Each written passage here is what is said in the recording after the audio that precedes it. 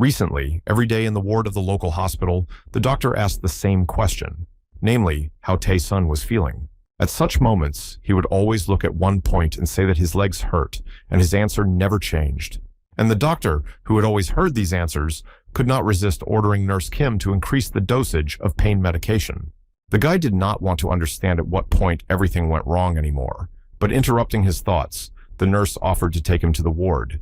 The young man again plunged into the memories that when he woke up, everything was already over for him. The only thing he had now were the looks of sympathy from others in the hospital corridors and monthly insurance payments. With these thoughts in mind, he silently rode in a wheelchair to the hospital with the help of a nurse. His harsh reality of life in which the guy was half paralyzed. Thanks to an accident caused by a drunk driver, he began to recall the details of that ordinary day again, when he stopped at a convenience store as usual to buy beer and snacks. But the only detail that distinguished this day from the others was that it was when he was really unlucky. A flash of light blinded him, and he heard a piercing sound. The terrible pain put an end to his usual life. It seemed that his legs were cut off. At that moment, the nurse lifted him from the wheelchair and quietly transferred him to the bed. The guy could only hope for treatment, and at that moment, he remembered only the well-known words that Bowden had only those trials that he could endure. But he believed that it would be better for his life to end with a half-paralyzed body. There was not much he could do, only reading stories. When he read books with happy endings, he was happy in his own way, and reading comforted him on particularly depressing days like today. The young man was reading a rather interesting story about the magician Aiden, who ruled the world and, destroying everything in his path, won and chose to create a new world. The magician ended the old world and created a new one at his own discretion. Everyone lost their memories and lived happily as winners, and that's where the story ended. Tae-sun, staring at the phone screen, muttered that the magician had renounced his merits and gone through hell to create a new world for himself. For some reason, it was strange to him that the story he chose at random had such a bad ending. Yi-sun, being in a depressed state, could not stand it and burst into tears, repeating the same question why he could not just be happy. After calming down a bit and realizing that it was just a story, he went to bed realizing that he would never be able to achieve a happy ending. Tae-sun seemed to doze off a little, the pain was letting go, and suddenly, as if in a nap, he saw a message that the story of the magician who rules the world had begun. The guy seemed to get up and think that he was hallucinating. He was looking around, and it wasn't his fault that they were pulling down strange old furniture. Looking around, he could not understand whether he had fallen asleep in the hospital or was still asleep and where his phone was. In a panic, Sun instinctively started to rise because he was still lying on the bed. When he got up, he felt hot and dizzy, and his eyes were double in the distance, and there was a bowl of water by his bed. He looked into the water and recoiled from his reflection. It was not his face, it did not look like himself at all, but at that moment, on instinct, he put his feet down on the floor and couldn't believe his eyes in shock. And before his eyes appeared a message that this is the world of a magician who rules the world, and now the boy will live as the character Mord Verners. In a panic, the guy remembered that this was the title of the story he had read on his phone in the evening, and the message said that if Mord died, he would die too. At that moment, Yi-sun looked at his feet in disbelief, but he noticed that all this was becoming like the truth because he could not even feel his legs before, and now he could easily stand on them without pain. At that moment, he was overwhelmed with joy, as if there had been no accident and no hospital, and everything was as it was before. He could feel the wooden floor, and these sensations were wild and joyful for him, and suddenly, another strange thing happened. Messages about downloading Mord's information and memories and transferring the plot of the story ran through his head. In panic, the young man grabbed his head, feeling everything as if it were the memories of his new body passing through his head. And he began to see what kind of life Mord had since childhood and how it ended. So Mord Verners was a young, handsome man, and a warrior who was the son of the strange family of Archduke Vernus. The boy was an illegitimate child in this family, but despite this, he grew up to become such a strong man, that even if all the main characters rallied against him, they would still not be able to defeat him. In the story, Mord was caught during the ritual of gaining full control over the soul and was killed by the protagonist and his henchmen. Simply put, the Mord was a secondary character, and at that moment, the boy wondered why he became the Mord, and the message appeared before his eyes again.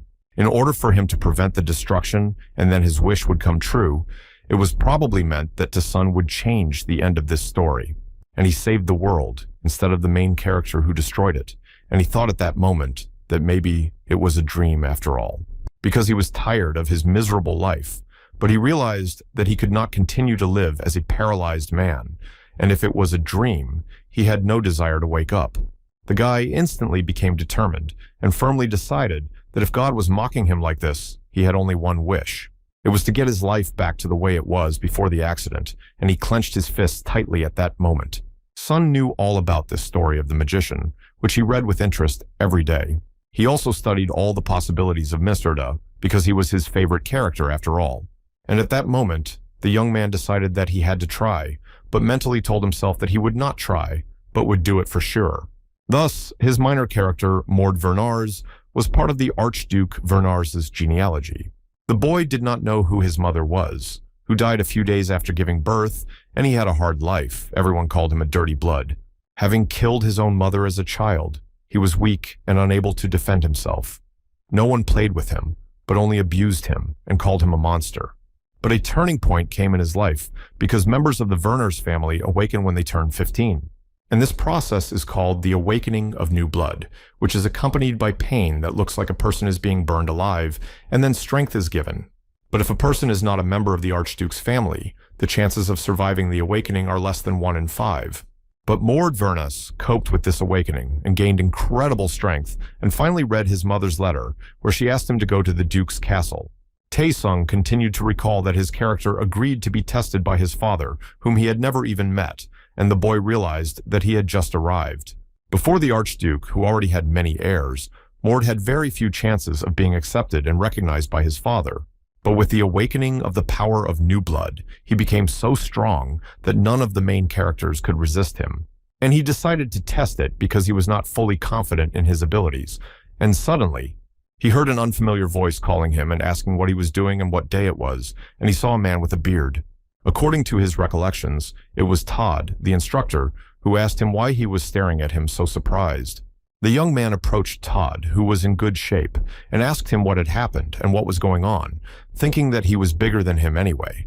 And the instructor looked at him intently, thinking that the guy's voice had changed somehow and that his eyes were different, but he decided that he was imagining things.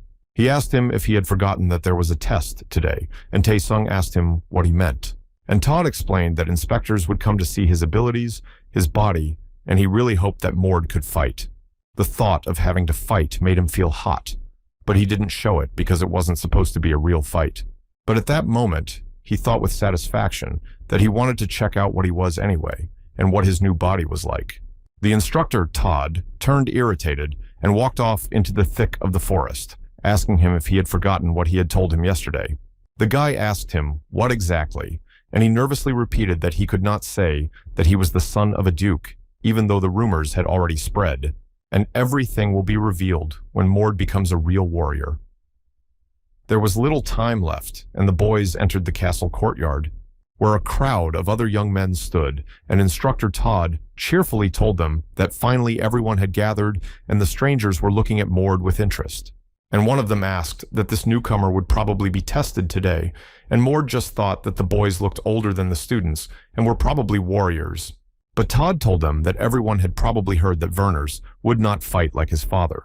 But Mord asked him, surprised that the real Vernars would use a weapon if he wasn't trained. And after the training, they no longer rely on weapons and begin to use only their body's properties and abilities. The instructor listened to him carefully and explained that the weapons were used by those who did not belong to the Vernars family, while everyone else was learning combat skills. Tae-sung remembered that the Archduke's family was the best place for fighters from all over the continent, and they achieved this solely through hand-to-hand combat. They didn't need weapons, and that sounded incredible because there were no weapons that could withstand Vernars' power, and Mord's thoughts were interrupted again by the instructor. He said that with the help of this testing, they would determine where to send him in the future and how to make him stronger, and asked another guy, Vinitz, was he ready for it, and he answered in the affirmative. This fight with Vince was to determine the guy's future, and so he had to try. But the two boys faced off to prove that Mord was part of the Vernars family. Heinz looked at Mord, asking him if he was sure he was 15 years old because he looked too young, and laughing, shouted at him to attack. Tae-sung thought that he knew that there would be other illegitimate children in addition to his character, and he decided to concentrate. In this fight, because only by force can he achieve freedom, because in this world it is impossible without force, and he had no choice, so he clenched his fists. He clearly decided to do his best in this fight, and in 2 seconds, he jumped up to Vin's and swung his right hand, that he recoiled and barely dodged the blow in fright. I thought that for some reason, he thought that Mord did not know how to fight, and this attack said the opposite. Meanwhile, Mord noted that he was very flexible and his boxing training was not in vain, and he swung his legs so hard that Wince only managed to cover his face. And losing his balance, he fell to his knees, exclaiming that Mord was a good enough opponent, and got up. He added that it was not fair to lie that Mord could not fight. The guy asked him what he was talking about, and Wince explained that he had a stance like a real boxer. But Mord lied and said that he was just following the others and stood up again. And at that moment, Vin somehow strangely threw himself at the guy. His body lit up and accelerated.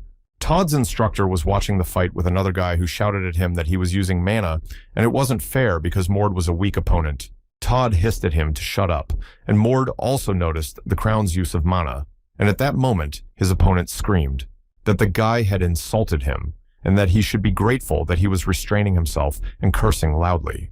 He rushed at Morda, glowing with blue light and unleashing his furious mana. But he deflected like a beginner, and Vince was surprised to notice that Mord was quite easily resisting techniques where he used mana. And at that moment, Bernars exclaimed that it would probably be his turn, and his fist also glowed with blue light. And Wince just had time to think, seeing his hand, that it was impossible because he had been honing this technique for years and couldn't lose now. But before he could make any decision, he received a fierce blow to the stomach from Mord that nearly broke his body from an incomprehensible force. And he was thrown several meters into the air by this blow and flew out screaming through the door. The instructor Todd and the other two guys were numb from what they saw and stood there with square eyes. Only Todd thought that this was probably not the first time the newcomer had fought, and they all whispered together that he was crazy. Meanwhile, Wince was sitting against the wall and seemed to be unconscious. But a second later, Vince was already on his feet, and Mord asked him in surprise if he was really able to stand up, because it turns out that soldiers must have a completely different body. Meanwhile, Todd finally gave away how he could take down Mord with just one punch. He couldn't believe his eyes. Vernus heard this and looked back and asked him if he really needed to continue because he did not know how to control his power and was afraid that he would kill Vince. Todd just gritted his teeth and looked at him intently, thinking that Mord was just a student and he was an instructor and he couldn't beat him. And he needs to test his maximum strength, and he answered Mord's question that this fight will be enough, watching Vince being led by the hand. He approached Vernus and asked him why he had lied, to which the boy was surprised to hear him say what he had lied about. But Todd explained that the day before, Mord had said he had never fought anyone, and the guy explained that he had never really trained professionally. The instructor kept up and offered to check him because he was using mana in front of everyone, and this would not have been possible if the person had not been studying. It was clear to Mord that they doubted him, and he asked if it was really mana, showing the blue glow in his hands that he managed to use after the illness. He cunningly thought that he didn't have to tell everyone everything, but Todd didn't believe him and started shouting about his lies. And Mord was forced to tell in detail about his awakening of new blood. But in fact, the guy could still use mana before because he was very talented. Because the fact was that his father was the god of the Verners fight, and his mother was a goddess of the heavens. Her name was Arita, and these gods united to make Morda a super being. This meant that the boy had special genes because he hadn't trained at all until he was 15. In just 7 years, it has gained such tremendous power and opportunities. The stronger Archduke Vernars became the strongest descendant of the god of combat, and such was his fate. Instructor Todd listened to the whole story and concluded that the guy was a real monster in terms of strength. Then he asked the boy if he knew who Vince was, and he replied that it was the first time he had seen him in combat. And Todd explained that Vince had been training since childhood and had passed a rigorous selection process and was a Verners warrior. He added that Mord had easily defeated him. The guy blinked his eyes in surprise and scratched the back of his head. The coach looked at him intently and added that the young man had passed the test with 200 points out of 100 and asked what he would do now. The boy replied that he did not really understand what the point of this test was, and Todd explained that it was necessary to determine his level.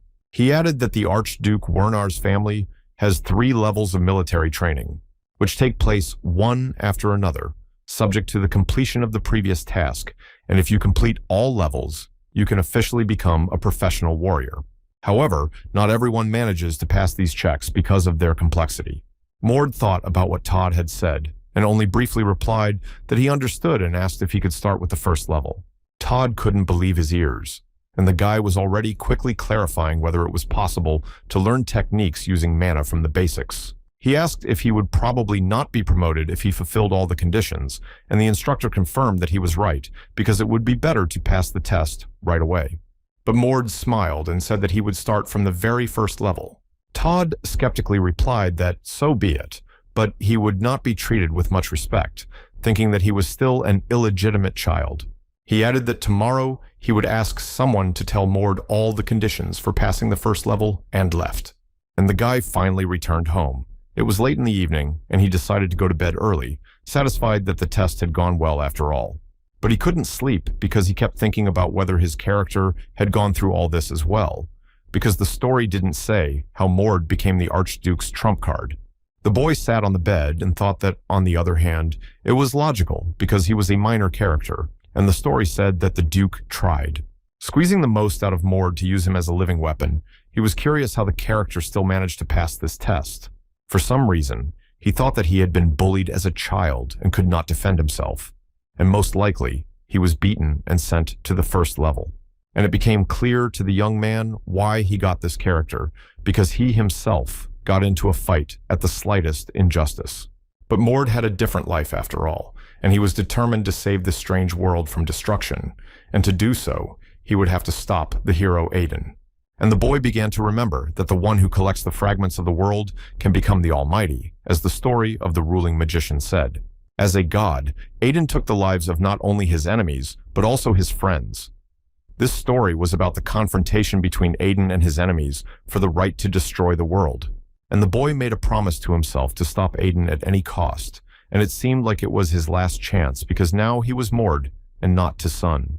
The next day, he went to the castle of the Werners family, which stood in the center of the principality and was very luxurious like other royal castles.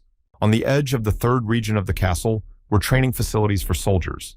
Morda's carriage was already reaching the castle when the attendant informed him that he would now live in a first-level dormitory near the training building. He had the feeling that the training building was bigger than a dormitory at most universities, and that this was normal in the Werners family. But suddenly, he heard strange noises and asked the guy sitting next to him what they were, and the latter suggested that they were coming from the third-level training ground. Mord sat and silently looked out the window, thinking that even if he was a second-level student, he could easily handle everything if he wanted to become a Werners warrior. Moreover, one family warrior has the strength of several people. The carriage was approaching the third region where the instructor was waiting for him. When it finally stopped, Mord got out of it, thanking her, and noticing another big guy on the first level. In front of him stood an athletic-looking guy who introduced himself as a first-level instructor, Hayes. The guy replied that he understood and introduced himself as well. Hayes mysteriously replied that if he was here, it meant that he had failed the test. To which Mord objected and explained that he had managed to defeat Vince. The instructor looked at him in surprise and asked if he had really defeated the warrior. He asked why he had come, and the young man explained that he had never studied mana techniques and had come to learn the basics and combat techniques. Hayes felt uncomfortable for a moment and thought it was impossible to defeat Vince without preparation, but he ordered to follow him. And Mord meekly followed him, thinking that this was the first level and the students should be strong enough. After about 5 minutes, they approached a crowd of boys and girls. Hayes introduced Morda to everyone and explained that he was here for the first day, and the crowd looked like children. But at this point, Hayes asked him if he was sure he had never studied techniques using mana, and he confirmed that he hadn't, but he had mana. And Hayes explained to him that this was logical because he had undergone a blood awakening, and therefore the training would most likely be easy. Only first you need to find the ether and create mana, and then collect mana, but most likely Mord has already done all this, and therefore the next step will be learning the basics of mana management and sensory enhancement. Mord asked if he would need to learn combat skills, and Hayes replied that he could arrange that. He promised to teach him some things, and then he would be able to train on his own, and the second-level instructor if something went wrong. Mord thanked him, thinking that everything he said was quite logical because he needed a good basis for the reasonable use of forces. The boy stood in front of a crowd of other students and was covered with a blue glow of mana that was much stronger than that of Instructor Hayes. He waved his hand and asked me, shining even brighter, if that was enough. Impressed by what he had seen, Hayes replied that he had successfully completed the first level and could safely move on to the second level tomorrow. This success only meant that physical strengthening lessons at the second level of the fashion were divided into two types. The first was body strengthening. The second thing that will help to reduce losses is to increase physical abilities to overcome the limitations that arise during training, Hayes explained to him. That's why he can go straight to the next level starting tomorrow, the instructor added. But on the third level, it was not easy, because there would be family members like Mord, and it would be difficult to finish it. And Hayes, thinking that this guy had some kind of extraordinary strength, added that he would fight without any skills at all. But Mord was a little shocked because he realized that he had no fighting skills, and Hayes had most likely sent him to the second level by mistake. At that moment, the instructor continued to explain to him that to reach the second level, only brute force was needed, but to become a warrior, he had to make a lot of effort. But the boy didn't need to be told this. He already understood that the third level was different from all the others, and was looking forward to it. Meanwhile, the training caused a sensation among the students, who all discussed that Mord had the same blood as Feyan, but did not understand why he was on the first level. They asked the red-haired Feyan what he would do, and he calmly replied that Mord most likely came to the first one to attract the Duke's attention. He added that he would personally show the newcomer that the Verners have their own system. Suddenly, Mord came into the room with the students and muttered aloud that he should have skipped the previous levels and come straight here. Feyan approached him, asking if he was the new guy, and introduced himself as a second-class captain, to which Mord suggested that he was probably from the family as well. And Feyan, as if hearing his thoughts, added that he was from the Verners family, like Mord, to which the boy introduced himself, explaining that he should be in the second grade. He added that he did not know how long this answer would last, and he shouted, "Are they kidding me?" But Mord began to explain that he had misunderstood him and was not in the mood, to which Feyan angrily replied that he would handle everything. The guy was also angry and shouted that Feyan thought he would be afraid of him after seeing his skills, and Feyan yelled that he would kill him. The other boys who watched him told each other that Mord would be poor now and that he had very little chance of surviving Feyan. But Mord only thought angrily that he was not going to hold back because Feyan was a family member like him, and Feyan had already shouted that he would answer. For all his words and the pillar of dust that rose at Morda, the spectators of this battle only sympathized with Morda, that he was so unlucky, and maybe he would not die. But the dust cleared, and the boy stood there as if nothing had happened, and loudly exclaimed that he only wanted to see how strong Feyan was. Meanwhile, Feyan, with square eyes and shock, knelt in the middle of the yard, not believing what had happened. When he got up, he began to swear, shouting that Mord was just lucky in this fight and was furious at this unexpected victory. To which the guy looked him in the eye and sharply replied that it was not that he was lucky, but that it was his personal weakness. And these words enraged Feyan so much that he burst into flames and rushed at Morda, shouting at him to shut his mouth. He swung his fists, but at the last second, Mord simply stepped aside and Feyan passed him by on inertia. And at that moment, something strange happened. Mord turned toward Feyan, and a fierce column of mana came out of his body and struck Feyan with force. So much so that everyone around heard a huge explosion, and a column of dust rose into the air, and Mord wondered what had happened. Meanwhile, Feyan was thrown into the wall and rolled to the ground. Mord looked and realized that Feyan was weak because he thought that the descendants of this level were strong. Then he turned his gaze to his hand, wondering if it was all due to the basics of mana, or if his character had become weaker than in the story. At that moment, one of the students ran up to Feyan and began to bring him to his senses, shouting at him to get himself together, as he was completely disoriented. And Mord continued to stand calmly in the middle of the yard, shouting to Feyan that they hadn't finished yet, and that he had been unconscious for 10 seconds. Finally, the warrior woke up and shouted that he had been struck by the Udrar when he had merely let his attention slip, and nothing more. Mord listened to his hysteria and calmly asked him how he was going to become a professional warrior when he allowed himself to lose attention shamefully during a battle. These words enraged Feyan even more, and he burst into flames again, shouting that Mord had no right to grind whatever came to his mind. And with that, he rushed at the boy, and the other students who were watching whispered that things were bad because Fayan had awakened his true power. But Mord stood still and looked at Fayan with curiosity, assuming that he must have awakened the power of the new blood. But Fayan's appearance suggested that he had no control over the new blood. It was more like mana, and Fayan was running like a ball of fire. And at that moment, everyone heard someone's voice. Someone was shouting what was happening here and what was the noise. A gray-haired man quickly approached the other students, and one of them reported to him that the newcomer and Fayan had not gotten along, calling him Instructor Desley. Another student offered to separate them, but Desley stopped them and explained that he wanted to watch them.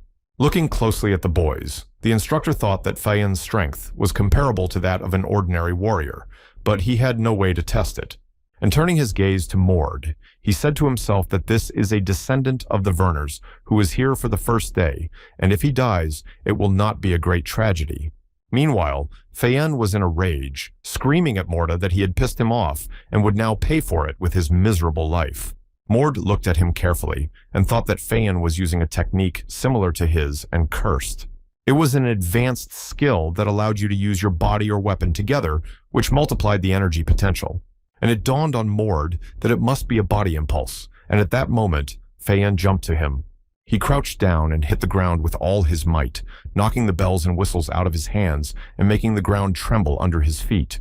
And the white fire scattered a dozen meters around, but still did not reach Mord's body. Mord quickly realized that if he got caught, his business would be pretty bad and backed away, but Fayan hissed at him not to even think about it. And he punched the guy, but at that moment his hand bounced off Mord, and he missed, and part of the force of the blow came back to his face. Fayan mentally cursed in surprise, not realizing what was happening, and why his punches don't work at all, because at that moment he threw a couple more punches and missed again. His hands bounced like rubber. Meanwhile, Mord was thinking with satisfaction that this idiot wasn't even using the new blood technique, which was quite strange. Delcy and the boys watched the fight in amazement, one of them whispering that the newcomer hadn't taken a hit, and the other adding that Fayan was also fine. But Delcy had a different opinion. Looking closely at Fayan, he realized that the one blow had hit him, because his momentum was noticeably decreasing, and the flame was dying out. Meanwhile, Fayan, looking at Mord's new attack, was determined that this time it would be more serious, but he was wrong. Because at that moment, Mord easily punched him right in the stomach, throwing him into the air. Fayan was pierced with pain and bleeding from the mouth from the impact, and fell a few meters away. He stood up with difficulty and heard Mord shouting that he was sorry because he was trying not to overdo it, but it still hurt. He was mocking him. To which Fayan yelled back that Mord had closed his mouth, thinking that a little more and another blow, and he would have collapsed and the fight would have ended. As he continued to threaten, he heard Mord respond that he would not dodge anymore because Fayan was starting to get on his nerves, and smiled evilly. And Fayan gleefully decided that he had behaved and rushed to him, covered in fire again. Meanwhile, Mord calmly watched as Fayan turned into a flash of fire and approached him with his fists. But when he approached him, he calmly clenched his fist and stopped him, exclaiming that momentum is not so useful if the opponent is weaker than him. And Fayan, annoyed that he was stopped, thought that it was really logical that a fighter with momentum can only defeat someone who does not use it. It seems that he managed to get involved in a fight he could never win, and at that moment, Mord grabbed his arm and threw him aside like a hook. That Fayan, with a roar and a pile of dust, found himself back under the house wall. For a moment he was knocked out and lost consciousness, bowing his head helplessly. Delcy, who continued to watch all this, wondered where this monster had come from, defeating Fayan even without using a pulse. He trained many illegitimate children, but even the most talented could not compensate for the difference in strength with the direct descendants of the family. And if he's so strong at 15, he's really a monster. Meanwhile, Mord shouted loudly in case someone else wanted to fight him. Delcy ordered to call a doctor for Fayan and nervously left. He firmly understood that if he did nothing about it, the chain of command would be broken, because no matter how prominent Mord was, he was still an illegitimate son, nothing more. So the doctor stated that Fayan was seriously injured and he was admitted to the hospital, where doctors stated that his brain had fallen into a coma, and because of this incident, Mord was left on probation for an additional 4 days. But the guy spent this extra time studying a book on combat theory and came to the conclusion that it was too simple. But he realized that once he had completed his master's degree, there would be no problems with the written exam. The guy was bored in the dormitory and decided to practice martial arts using mana. But as I was getting ready to leave, I heard someone shouting at him that he was causing a lot of trouble on the training ground, and it was instructor Todd. He said that the Archduke wanted to meet with him. The boy was surprised and asked why, to which Todd replied that he would find out for himself. He added that the Archduke did not expect etiquette from the boy, but asked him to behave intelligently, and that would be enough. They got into the carriage, and Todd told him that everyone was talking about Mord and how he had passed the first 2 levels, to which the guy replied that he hadn't thought, that it would be easy for him. Todd looked at him intently and said that he was quite smart and that others would agree. The boy asked him what he meant, and Todd asked if Mord wasn't trying to get the Archduke's attention, and the young man replied that if he wanted to be known, he would simply become the best warrior, thinking that he would not take any risks for the sake of the Archduke's attention. Todd replied businesslike that the Archduke had already been informed of the fight yesterday and was very interested in it. Mord was surprised to hear that the victory over the descendant of the Werner's family was worthwhile. The carriage was already entering the yard, and Todd noticed that Fei-Yan was very injured and asked the boy to keep a low profile. Having stopped, the guys went out into the yard, and Mord's eyes fell on an interesting event. In the middle of the courtyard stood a burly man covered with a transparent dome, and around the perimeter, 4 soldiers were trying to break through it. The man was elderly, but very statuesque and giant-like. He was Archduke Vernus in person. The dome instantly turned pink, and its energy threw all the warriors away. Then there was an explosion, and the energy struck each soldier like lightning. The Archduke stood silent and still, his gaze heavy and his body tense, and he ordered everyone to stand back. He formed a huge, bright pink ball in his horn that glowed and spun. The Archduke, giving off furious energy and constantly growing in size, raised the ball above him.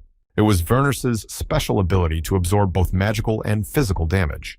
The bullet created a shockwave that targeted the enemy like a laser beam, and Vernars sent this fierce beam, which exploded with a roar and blew up the wall opposite. Mord looked closely at his manipulations, realizing that it was a reflection of the god of the fight, and Vernars was still working on it. And the Archduke exclaimed that the effectiveness was not yet very great, although the skill was very powerful, but not yet perfect.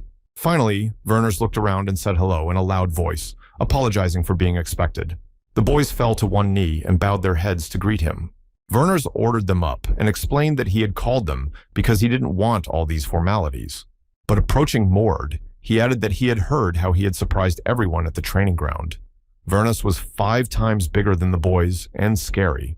And coming closer, he took the boy by the face and asked who his mother was, and Mord replied that her name was Reyna. Vernus replied that he remembered Reyna and that the boy looked more like his mother, and asked if he had awakened this year, and he answered in the affirmative.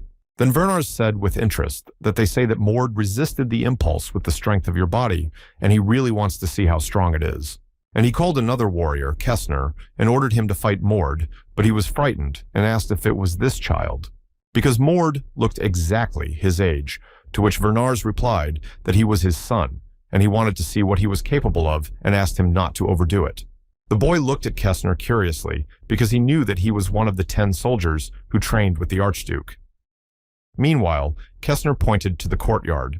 He ordered him to come to the duel and choose any weapon, but Mord refused to do so, explaining that he did not need a weapon. He said he didn't know how to use it, and that it would be better to do it naked. The blonde squinted and slyly answered him if it was true, and he immediately rushed at the guy with frantic speed, clenching his fists. He quickly threw a punch to the head, but Mord quickly dodged it, and Kessner missed. And he whispered in surprise that the boy had indeed bypassed the gift without using mana, while Mord noted his frantic speed. Kessner struck again, noting that compared to the other students, the young man was on a completely different level and managed to bring him to his knees. And feeling superior, he exclaimed to Morta that he liked the mood because he was driving him into a corner and he was not giving up, so he would not hold back. Mord looked at him closely and concluded that Kessner was using mana, so he must be from the Werner's family, most likely. And looking at the burning Kessner, I remembered that after he became the Mord, he had never fought to his fullest potential. But he decided to show the Archduke's close associate everything he was capable of, and would not hold back either. and he was enveloped in a blue glow in a circle that spun like a whirlwind. The blue and yellow glow of the boys finally closed in on each other, and the sight was incredible because the power of each became very voluminous. Kessner once skeptically exclaimed whether it was really a beginner's mania. I thought that Mord probably never used his full strength because he was accused of killing his own mother all his life. It turned out that the feeling of guilt simply did not allow him to show what he was capable of, and Mord took a stand with his fists clenched. But Kessner, realizing all this, decided to unleash the boy's potential, and they both took a resolute stand, and the guys collided into one big ball of fire that burst into flames. Kessner, excited and shouting that he was going to teach the kid how to fight, rushed to the attack, and Mord took a defensive stance with his arms crossed in front of him to delay the blow. And Kessner realized why the Archduke was so interested in Mord and that all the rumors were true. But he hit Morda with all his strength with such a crack that he fell to the ground, unable to resist. Blinking his eyes, the guy barely got up, not understanding how it happened because he was sure he had deflected the opponent's blow. For a moment, he thought that this skill doubled the attack, but Kessner yelled at him that he had a lot to learn and struck again. Mord realized that there was too much difference between them, and Kessner, having thrown Mord back again, exclaimed that he hadn't started yet. Finally, the dust cleared, and he asked Mord if this was all he was capable of, and the guy replied that it was not, thinking that he would have to use force. It was new blood because there is a really huge difference between them, and I suddenly changed my mind because Kessner is also doing something similar. Meanwhile, Kessner shouted at Morda that if he didn't give his best, he would have to force him and rush to the boy. And when he got as close as possible, Mord slammed his fist right in front of his legs. Having firmly decided that he would not show his best, but would still deliver at least one accurate blow, and he stared Kessner right in the face with all the confidence he could muster. But he immediately turned away, shouting that Mord's arm span was too large, adding that he is talented, but his fighting skills are too weak, and therefore he may not even try to block his punch, because he anticipates his every punch in advance, and at that moment, Mord threw a strong punch and still hit Kessner. That he was surprised to realize that the guy managed to double his shot and stole his personal skill and deliberately set up a block for himself, and so quickly. The fight was turning into a real spectacle, and Kessner encouraged Morda by shouting at him to show everything he could do, to use his momentum. But suddenly the guys shouted at them to stop, and it was Wernars who ordered Kessner to finally stop. The Archduke approached Mord, saying that he was surprised by his strength despite his recent awakening, and the boy refused the praise. Suddenly, Wernars held out a flaming hand to me, saying that he wanted to check something else. And at that moment, Mord was surprised to recognize that he was holding a pulse ball in his hand. Wernars handed it to him. The guy was so energized that he struggled to hold on to it, and in his head was only the thought that his body could not withstand such a tension. His arms were electrocuted, and he could barely stand up from the pressure. And he decided to use the power of new blood and believe in his abilities, remembering the fight with Fei-Yen, but realizing that he could not block the momentum with the initial level. Reinforcing the body would be almost impossible anyway. His eyes turned white from the light, and he decided to use a pulse to block everything. Meanwhile, Werners watched in shock at the boy's transformation, and the instructor Todd exclaimed in amazement that this was something incredible because Mord had just recently undergone an awakening, and neither of them understood how he had done it. Using his momentum, it turned out that Mord was even more talented than anyone had imagined and could repeat any skill and use it right away. And Wernars was surprised to finally say that his descendants could not be different, but the boy did even better than he expected, and the boy was annoyed. He thought that the Archduke considers his descendants only those who lived up to his expectations and that he would take revenge on him one day. He got a lot of money for checking that a guy who didn't expect to get at least something had already come up with what he wanted. He refused the money, and the surprised Wernars asked what he wanted, but the guy had already decided to collect all the fragments. He was the first to save the world from destruction, and asked Wernars to visit the grave of the god of dueling. In that world, there were places called dungeons. They were quite dangerous places with monsters that were signs of other worlds that had been destroyed, and this made them different from other dungeons. In other words, these dungeons appeared at the crossroads of the worlds, and that is why magical things happened there, because most of the worlds intersected with the world of demons, and it was there that the tomb of the god of the jewel was located, and a fragment of the world was hidden. Wernars was surprised to ask why the boy wanted to do this, and he replied that he wanted to see where his family tree began. The Archduke's surprise knew no bounds. He had not expected such a response and blinked suspiciously at Mord. But the guy added that he had heard that it was there, that the footprints of the god of the fight, Vernars, remained. Only Kessner mockingly thought that this kid was much more naive than he thought. The tomb of the god of the duel was the place where the ceremony was held for direct descendants who had reached the age of awakening. And Vernars, realizing this, replied that the boy's request was a direct challenge to the family line, and he could not go there. He was an illegitimate son. And Mord disappointedly agreed. But at that moment, Kessner interrupted the conversation, and Vernars cut him off, saying that he knew about other cases. When his indirect descendants visited the dungeon, which happened several times, but not in his generation, he looked at Kessner and asked him if he wanted to go to the dungeon as well, and he hesitated. It was clear that he also wanted to, because he also lived as an illegitimate child and wanted to understand what it was like to be a direct descendant.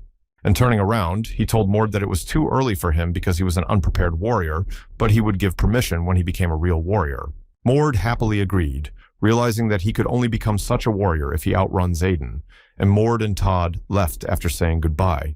And Vernars asked Kessner what he thought of the guy and his skills, to which he replied that Mord seemed to be hiding a lot, and he was sure that the guy did not give his best. But Vernars objected, reminding that Mord had handled the momentum ball, albeit with difficulty, but had instantly learned the body momentum skill. Kessner said that some people grasp everything on the fly, but he was most impressed by the guy's mana, which was amazing. Vernars thought about what he said and added that his mana level was indeed not lower than Ern's. But he remembered the boy's look, which had no aspiration, because all the descendants he saw were trying to get his recognition, and Mord took after his mother. Mord was a very curious child. Meanwhile, the camp students gathered in the training yard. They were fighting each other. Mord was glad that he would finally learn something real and useful, because he had been bored out of his mind for 4 days.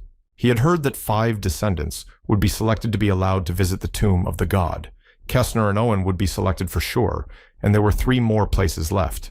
And the boy overheard 2 students discussing an expedition to investigate the traces on the grave, which do not disappear after cleaning but change. Mord recalled Kessner's image and was sure that he would definitely want to try it, and so he needed to quickly become a real warrior. Meanwhile, the instructor approached the students and asked if they were all there, and they answered that they were, except for the sick Feyen. And the instructor told everyone to get ready for a tough workout. It was a 3rd-level Desley instructor. Desley looked at Mord and asked if he was the new guy, and he answered in the affirmative. The instructor told him to join the others and ask for help from the students after class because he was new. Mord asked him why he would not teach him, and if that was the case, he could point out a student to whom he could turn. Desley was irritated by the answer and hissed at the guy. How dare he order something when he himself had put the captain down in the first minutes of the battle and Mord had not been confused. He said that he had been punished for this, but Desley had already started to get angry and started shouting how he dared to talk to adults. But the guy calmly explained that his question was reasonable and that it was the instructor's job to teach. And at that moment, Desley couldn't stand it any longer and rushed to Mord, grabbing him by the shirt and shouting that he was an instructor and was ordering him. For the rest of the day, run around the training ground without slowing down and listen to everything he tells the students. And if at the end of the day Mord cannot answer at least one question, he will personally punish him. Desley continued to hold him by the shirt and noticed that Mord began to glow blue, and he began to suspect that the boy was releasing mana.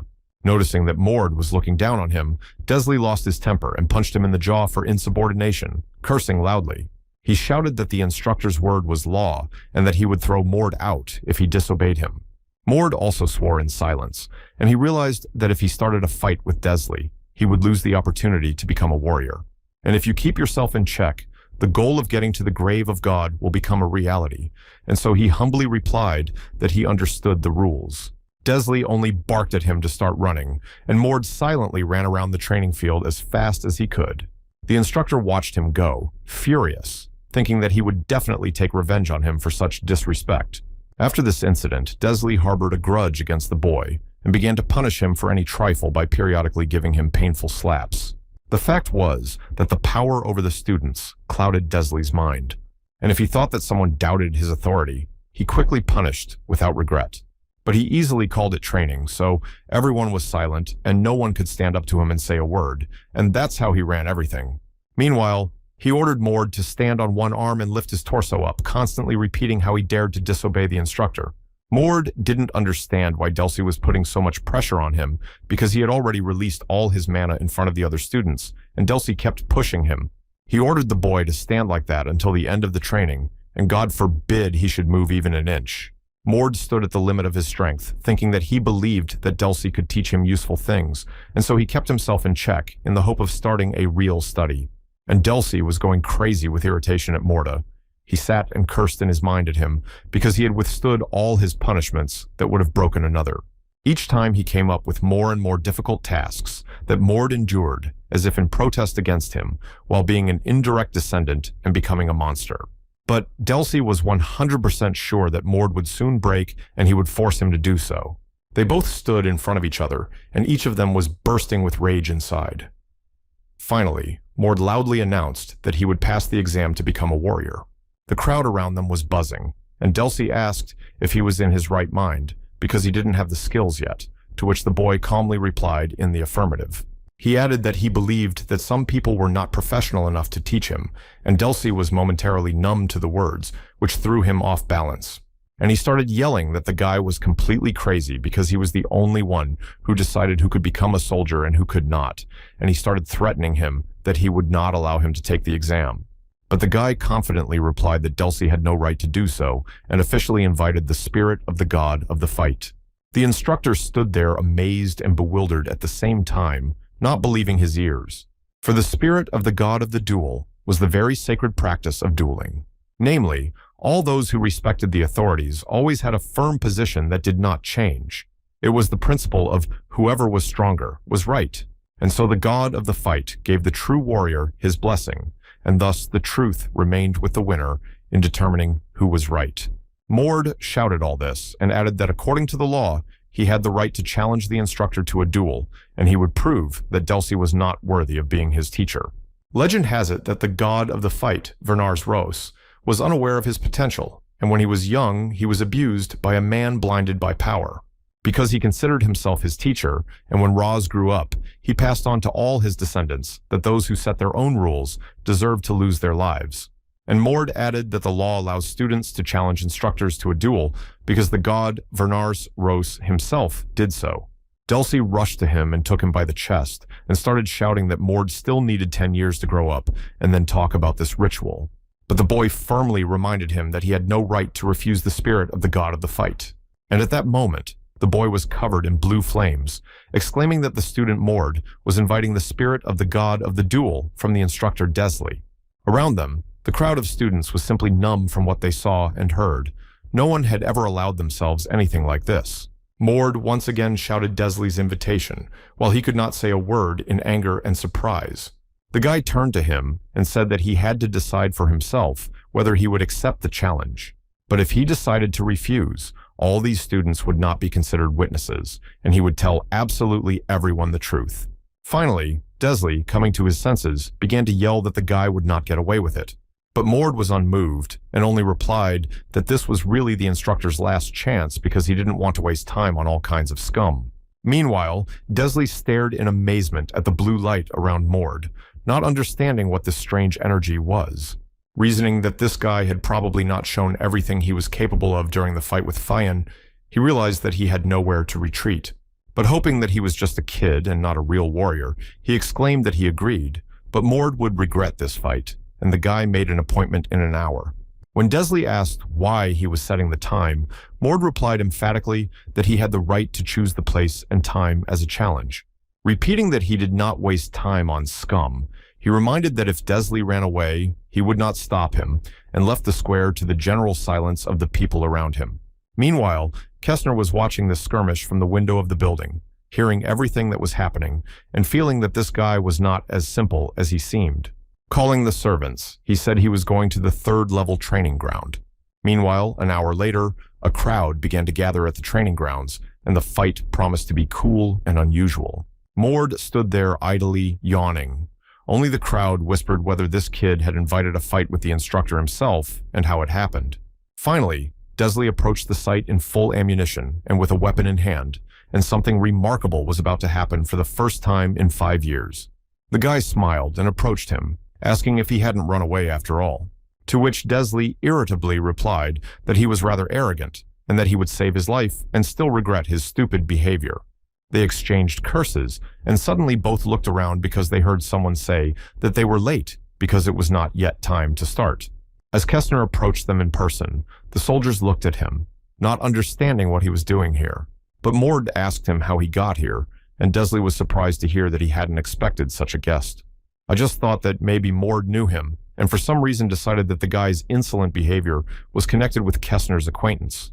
But Kestner replied that he had heard that something interesting was going on, so he came and asked Mord what he was thinking about when he arranged a duel with the instructor. And Mord explained that Desley was not coping with his duties, and his brain was already senile, so he decided to react accordingly. Desley just cursed. Kestner smiled because the guy was really interesting, and asked if he was confident of his victory, even though Desley was retired, but he should not be underestimated. But Mord insisted that he was sure. Desley, mad with anger, just hissed that he wanted to punch him right now, but would wait a bit. He added that he had invited another instructor to witness the fight, but he was running late for some reason, and then Kestner smiled slyly and offered himself. Desley asked him what he was talking about, and Kestner explained that he intended to witness the fight and then asked him again. Maybe he was considered unworthy. Desley began to stammer and argue that things were not that simple. Kestner is a very busy man. And this irritated Kestner, who snapped at him for looking down on him because he had always treated him with respect.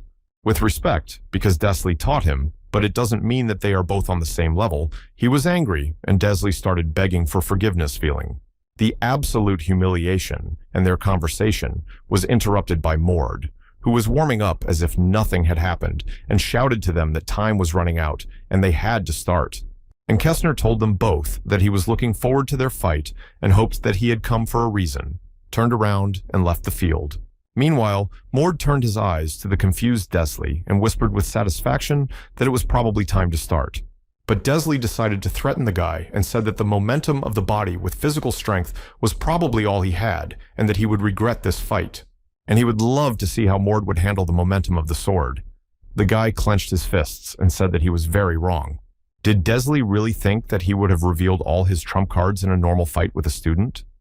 The boy stood covered in blue light, confident, and Desley realized that the Mord had a body momentum, and he was not aware of it when he studied it.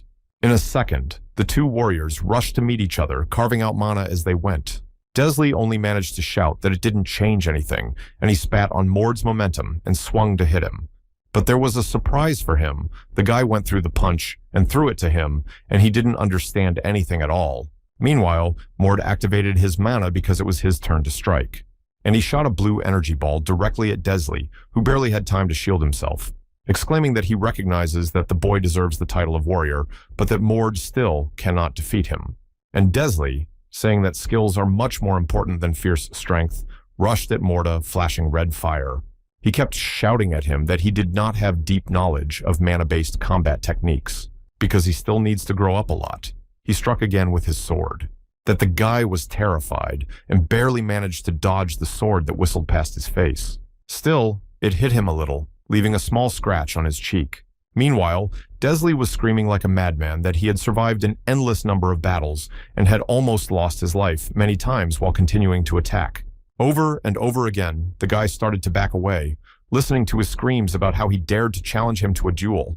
Desley was on adrenaline and his mouth was not closed, shouting that he was not the kind of person who could be looked down upon by some bum. With the force of his sword, this madman struck the ground, which began to stagger under Mord's feet. But he was holding on to keep from falling and retreating, and the old man was in full swing. The guy looked at Desley intently, disappointed, thinking that he really did not have enough experience. Meanwhile, Kestner, who was watching the two from a distance, also thought that Mord's fighting skills were at a beginner's level despite his talents. And experience should not be forgotten, but if the young man loses, he will be expelled, and Desley will take care of it. Finally, Desley stopped and exclaimed why the guy was silent. Didn't he have anything to say? To which Mord replied that although he was a shit, his skills were not bad, and Desley, irritated by this answer, exclaimed that he could only make fun of him. But the guy was not confused, and replied that Desley was doing everything to be remembered as the worst instructor. These words hurt Desley even more, and he threatened that it was time to teach him a lesson. but Mord, covered with blue light, assured him that this wish would not come true for him. The instructor looked at him and was surprised to see the familiar energy that had already enveloped the boy's body and spread around him. It was really an awakening of new blood. He could not believe his eyes that the boy had mastered it. And it was something incredible. Morda's hair and eyes turned white and shone with a blinding light. He quietly said that it was the first time he was fighting in such a state that it was hard for him to keep himself in control, but he would finish him off. His condition was natural because, upon reaching the age of 15, members of the Werner's family could use the power of new blood. But many people stopped using powers to increase their mana supply, which allowed them to accumulate incredible power. And those who manage to master this skill perfectly will gain incredible power. Kessner was surprised to think that this 15-year-old descendant had managed to awaken the power of new blood, because he was considered the most talented among the children, but it took him 4 years to achieve this, and Mord was at the training base for only 8 days. Meanwhile, Desley stood there in disbelief, staring into the boy's silver eyes, convinced that he had awakened the power of new blood. Finally, the renewed Mord said that pride was the only thing Desley would lose if he surrendered right now, and his voice even changed. But Desley didn't believe him and shouted at him not to make him laugh, and that he could use his strength as much as he wanted, he wouldn't lose to some newcomer. In a moment, Mord was standing next to him whispering that he had refused, to which Desley replied with a smile that he really thought he would lose from one blow. And he said that his techniques did not work on him, but he was still scared. At that moment, Mord slammed his fist into the ground so hard that it went stilted, and Desley did not expect it. He fell straight on his back and screamed like a madman, dropping his weapon from his hands in fright. He was amazed to think that this was the fierce power of new blood, but he did not expect it. Meanwhile, Mord looked at his hand and said out loud that he probably overdid it because he just wanted to see what would happen. Meanwhile, Desley thought that he must have lost to some teenager and replied out loud to Mord to finish his jokes and not to give up. His left shoulder was injured and quite badly, but he realized that if he lost, he would lose everything, and that was unacceptable. And gathering all his strength, he rushed at the guy, shouting that he would finish him off right away. The boy stood still, even without covering himself with his hands, and the blue glow enveloped him again. He exclaimed to Desley that he had drawn his sword, or he would be consumed by pride for a long time. He threatened the boy not to lose his attention and cursed, calling him names.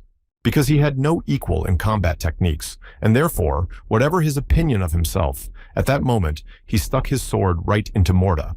Kessner wondered if it was a good thing that Desley was able to change things when Mord relaxed his focus. But they had forgotten that in the Vernar's family, the body was the most important weapon and the strongest armor for someone who had awakened new blood. For people like him, the impulse of a sword was like a mosquito bite. Mord turned around and calmly repeated that Desley had no right to be called an instructor. Desley was dumbfounded by this. He had spent decades honing his sword's momentum on the battlefield. He couldn't believe he couldn't do anything to Mord. The boy came close to his face and whispered that he was disappointed because Desley was a pathetic weakling.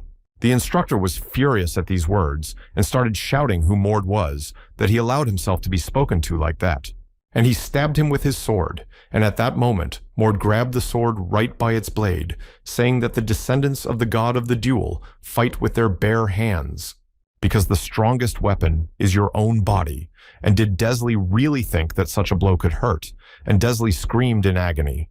His eyes lit up from the force Mord used on him, and he fell helplessly to his knees before him. Mord shouted victoriously for Desley to admit defeat, and then he would let him live. And if he refuses, then Mord will finish off the instructor. Desley stood there bewildered and shocked by what had happened, numb and unable to believe it, and could not even say a word. He understood only the one thing that had happened from the beginning. He was too weak to resist Mord, and bowed his head in front of the guy and quietly said that he had lost the fight. And the crowd standing around the platform roared that the descendant of Vernars had defeated the instructor Desley. The students shouted so that each other was drowned out by the roar. Meanwhile, Kessner could not believe his eyes because it was done by a descendant who had awakened new blood just 8 days after being reunited with his family. Moreover, he managed to break Desley's will. Kessner couldn't even imagine how much stronger he could become, and he left in silence, satisfied with the fight.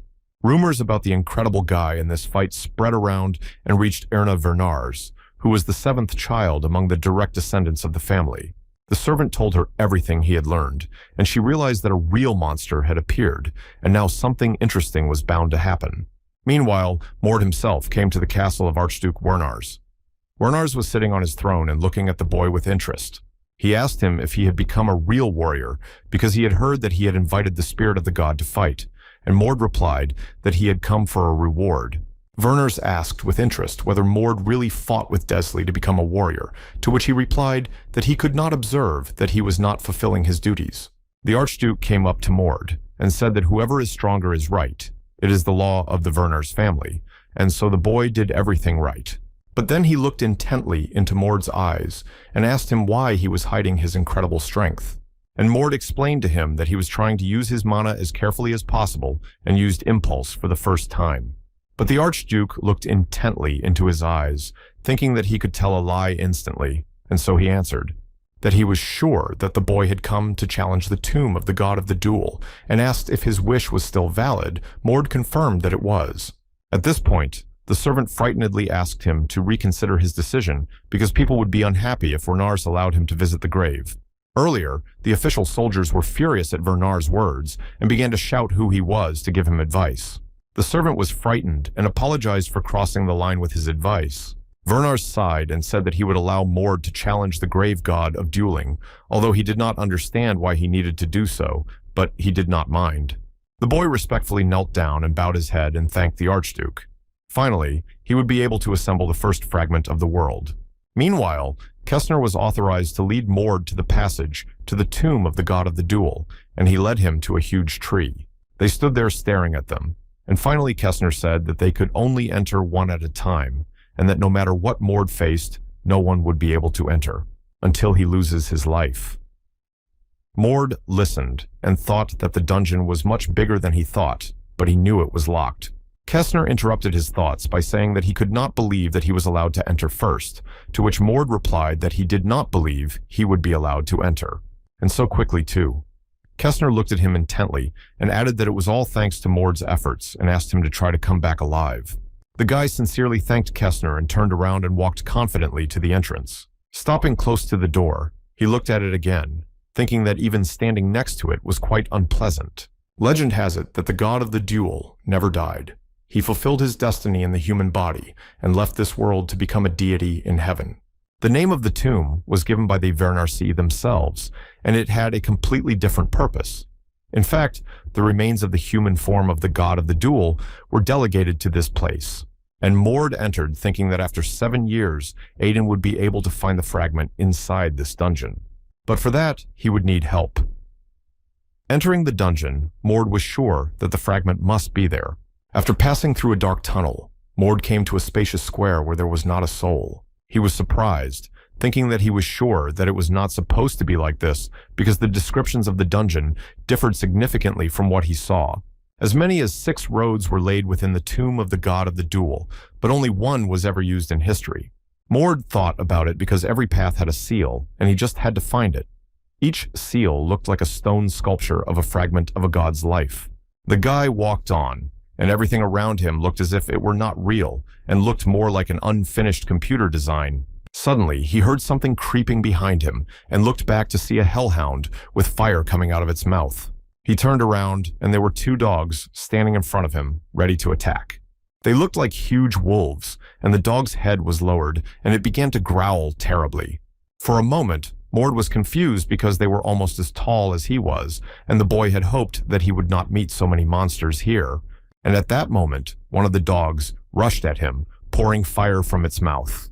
But Mord concentrated in time, covered in blue fire, and struck the dog with his power directly. And then he did the same to the other one, and both dogs fell to the ground howling. The guy walked on, annoyed that all these monsters were exhausting him. After walking about 30 meters, he looked up and thought he had finally found the first seal. In front of him stood a huge sculpture with 3 heads, as if it depicted the victory of the god of the duel over the young Aten, which was strange. But this Aten was not so easy to find in the sculpture, and Mord decided to start and was covered with blue light again. Concentrating, he jumped high up to the top of the sculpture and spotted Aten. I began to examine him up close, thinking that he must have been about 10 years old, and it became clear to him why all the descendants were so large in body.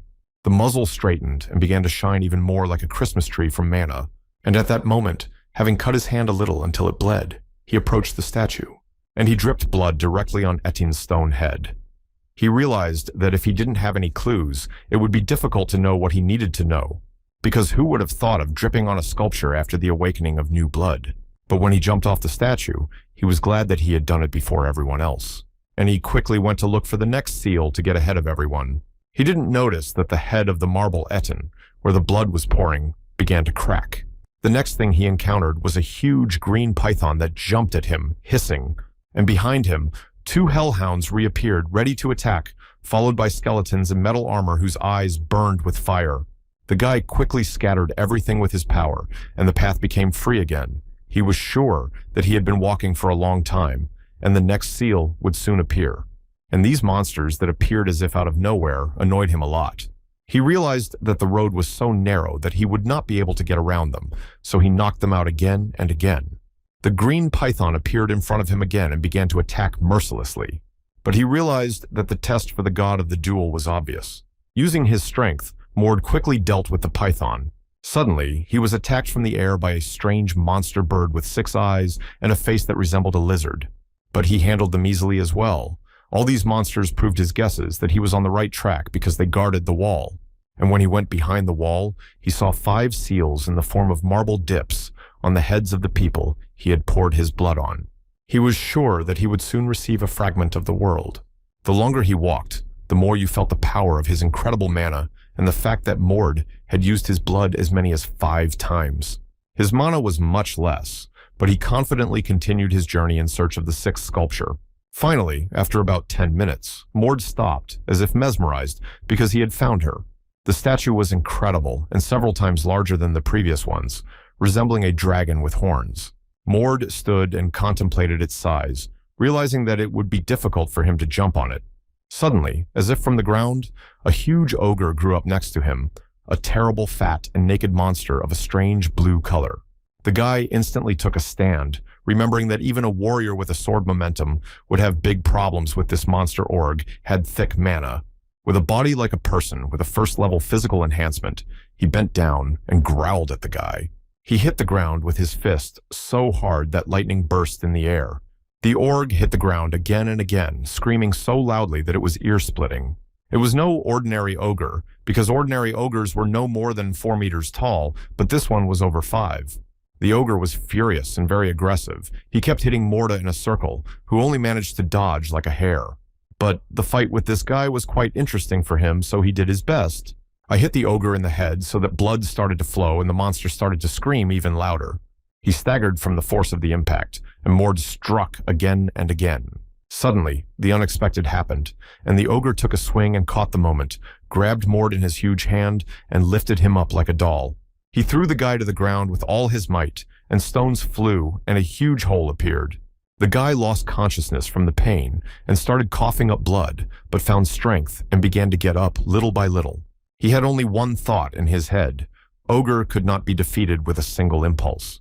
This meant that he had to accept the fact that he was still a beginner, and at that moment, the ogre had already reached him, and Mord concentrated and hit him with his power.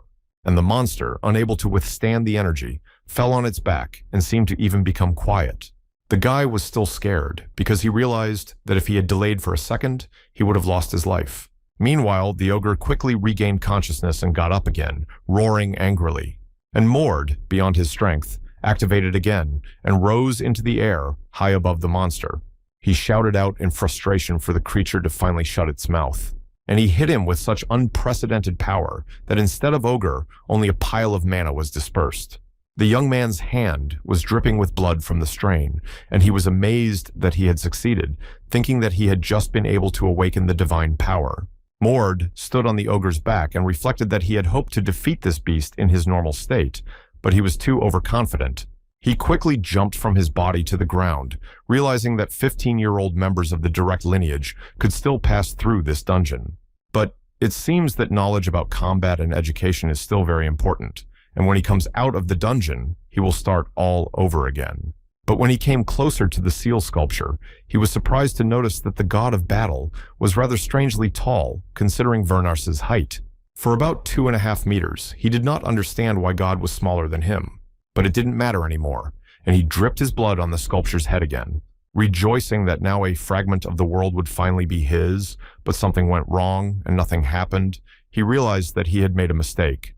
According to the novel, he should have already received the fragment. Mord began to doubt the activation of the blood, and he went through his mind in confusion where he might have made mistakes and decided to go back to each of the sculptures again. Suddenly, the boy stopped as if he had heard someone say that his descendant should be much more persistent. Mord stared at him, numb, because in front of him was a living sculpture of a man who added that he could not let Mord leave empty-handed.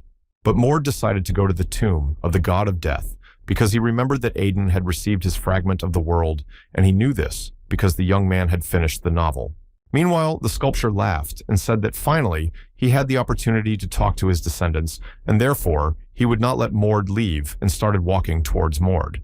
And the guy began to realize that it was like a secret test and asked the sculpture who he was, to which the man laughed. Morda asked him how old he was, but the young man insisted that he had asked him who he was first. The man's sculpture looked with delight at his amazed offspring. But at that moment, Mord couldn't hold back and rushed at him with his fists, and a fierce lightning bolt covered both of them. The man just smiled in his face and said that the boy was in too much of a hurry. He hit the guy with all his might, and he flew several meters away. He hit his back against the stone wall with a painful thud and groaned. His opponent laughed out loud and exclaimed that he should greet him as best he could. And jumping up into the air, he struck Morda again with fierce force, who did not even have time to get up. Finally, after a couple of minutes, the young man recovered and barely started to rise, not believing that this man had been a sculpture a few minutes ago. A man stood over him and asked slyly if Mord knew who he was. Mord only had time to think that he looked like a real person, but he replied that it was a stone sculpture of the god of the duel, Verners, and the man confirmed that it was true. He added that he is what the god of the fight, Verners, left behind, namely his human shadow. In the novel that the boy was reading, the grave of the god of the duel contained his human remains, and therefore this man most likely looked more like a man than a god. But it was also said that there were sculptures of his achievements during his lifetime. He wondered if it meant that his sculptures were filled with his will, but his thoughts were interrupted by a man who said that he found it hard to believe. And the shadow of God offered to show him what they call life. He slammed Morda's body with all his might again, causing thunder and lightning to roll around. The shadow of a god at that moment declared that the boy was much weaker than he thought, but he underestimated the situation. The muzzle glowed blue and shouted at him with a tearful voice that he was done with the mockery and play, to which the shadow asked with satisfaction whether the boy still had the strength to fight, and added that this was exactly what he expected from his descendant. He turned his back on Mord, but it was at that moment that the young man flashed with radiance and activated his mana. He threw it in the direction of the shadow, to which the latter calmly commented that he did not think Mord would pull off such a trick, and he punched the guy's triggered impulse so that the light blinded both of them. Mord, with white eyes, stood as if in meditation, but did not believe because his power did not work, and the shadow shouted that his impulse was not real, and only weaklings and fools need his tricks. He hit the guy again so hard that he was thrown into the air, but the shadow was not far behind and easily jumped into the air after Mord, finishing him off with new blows, cutting through the lightning again and again, and shouting that he loves to beat people with his bare hands.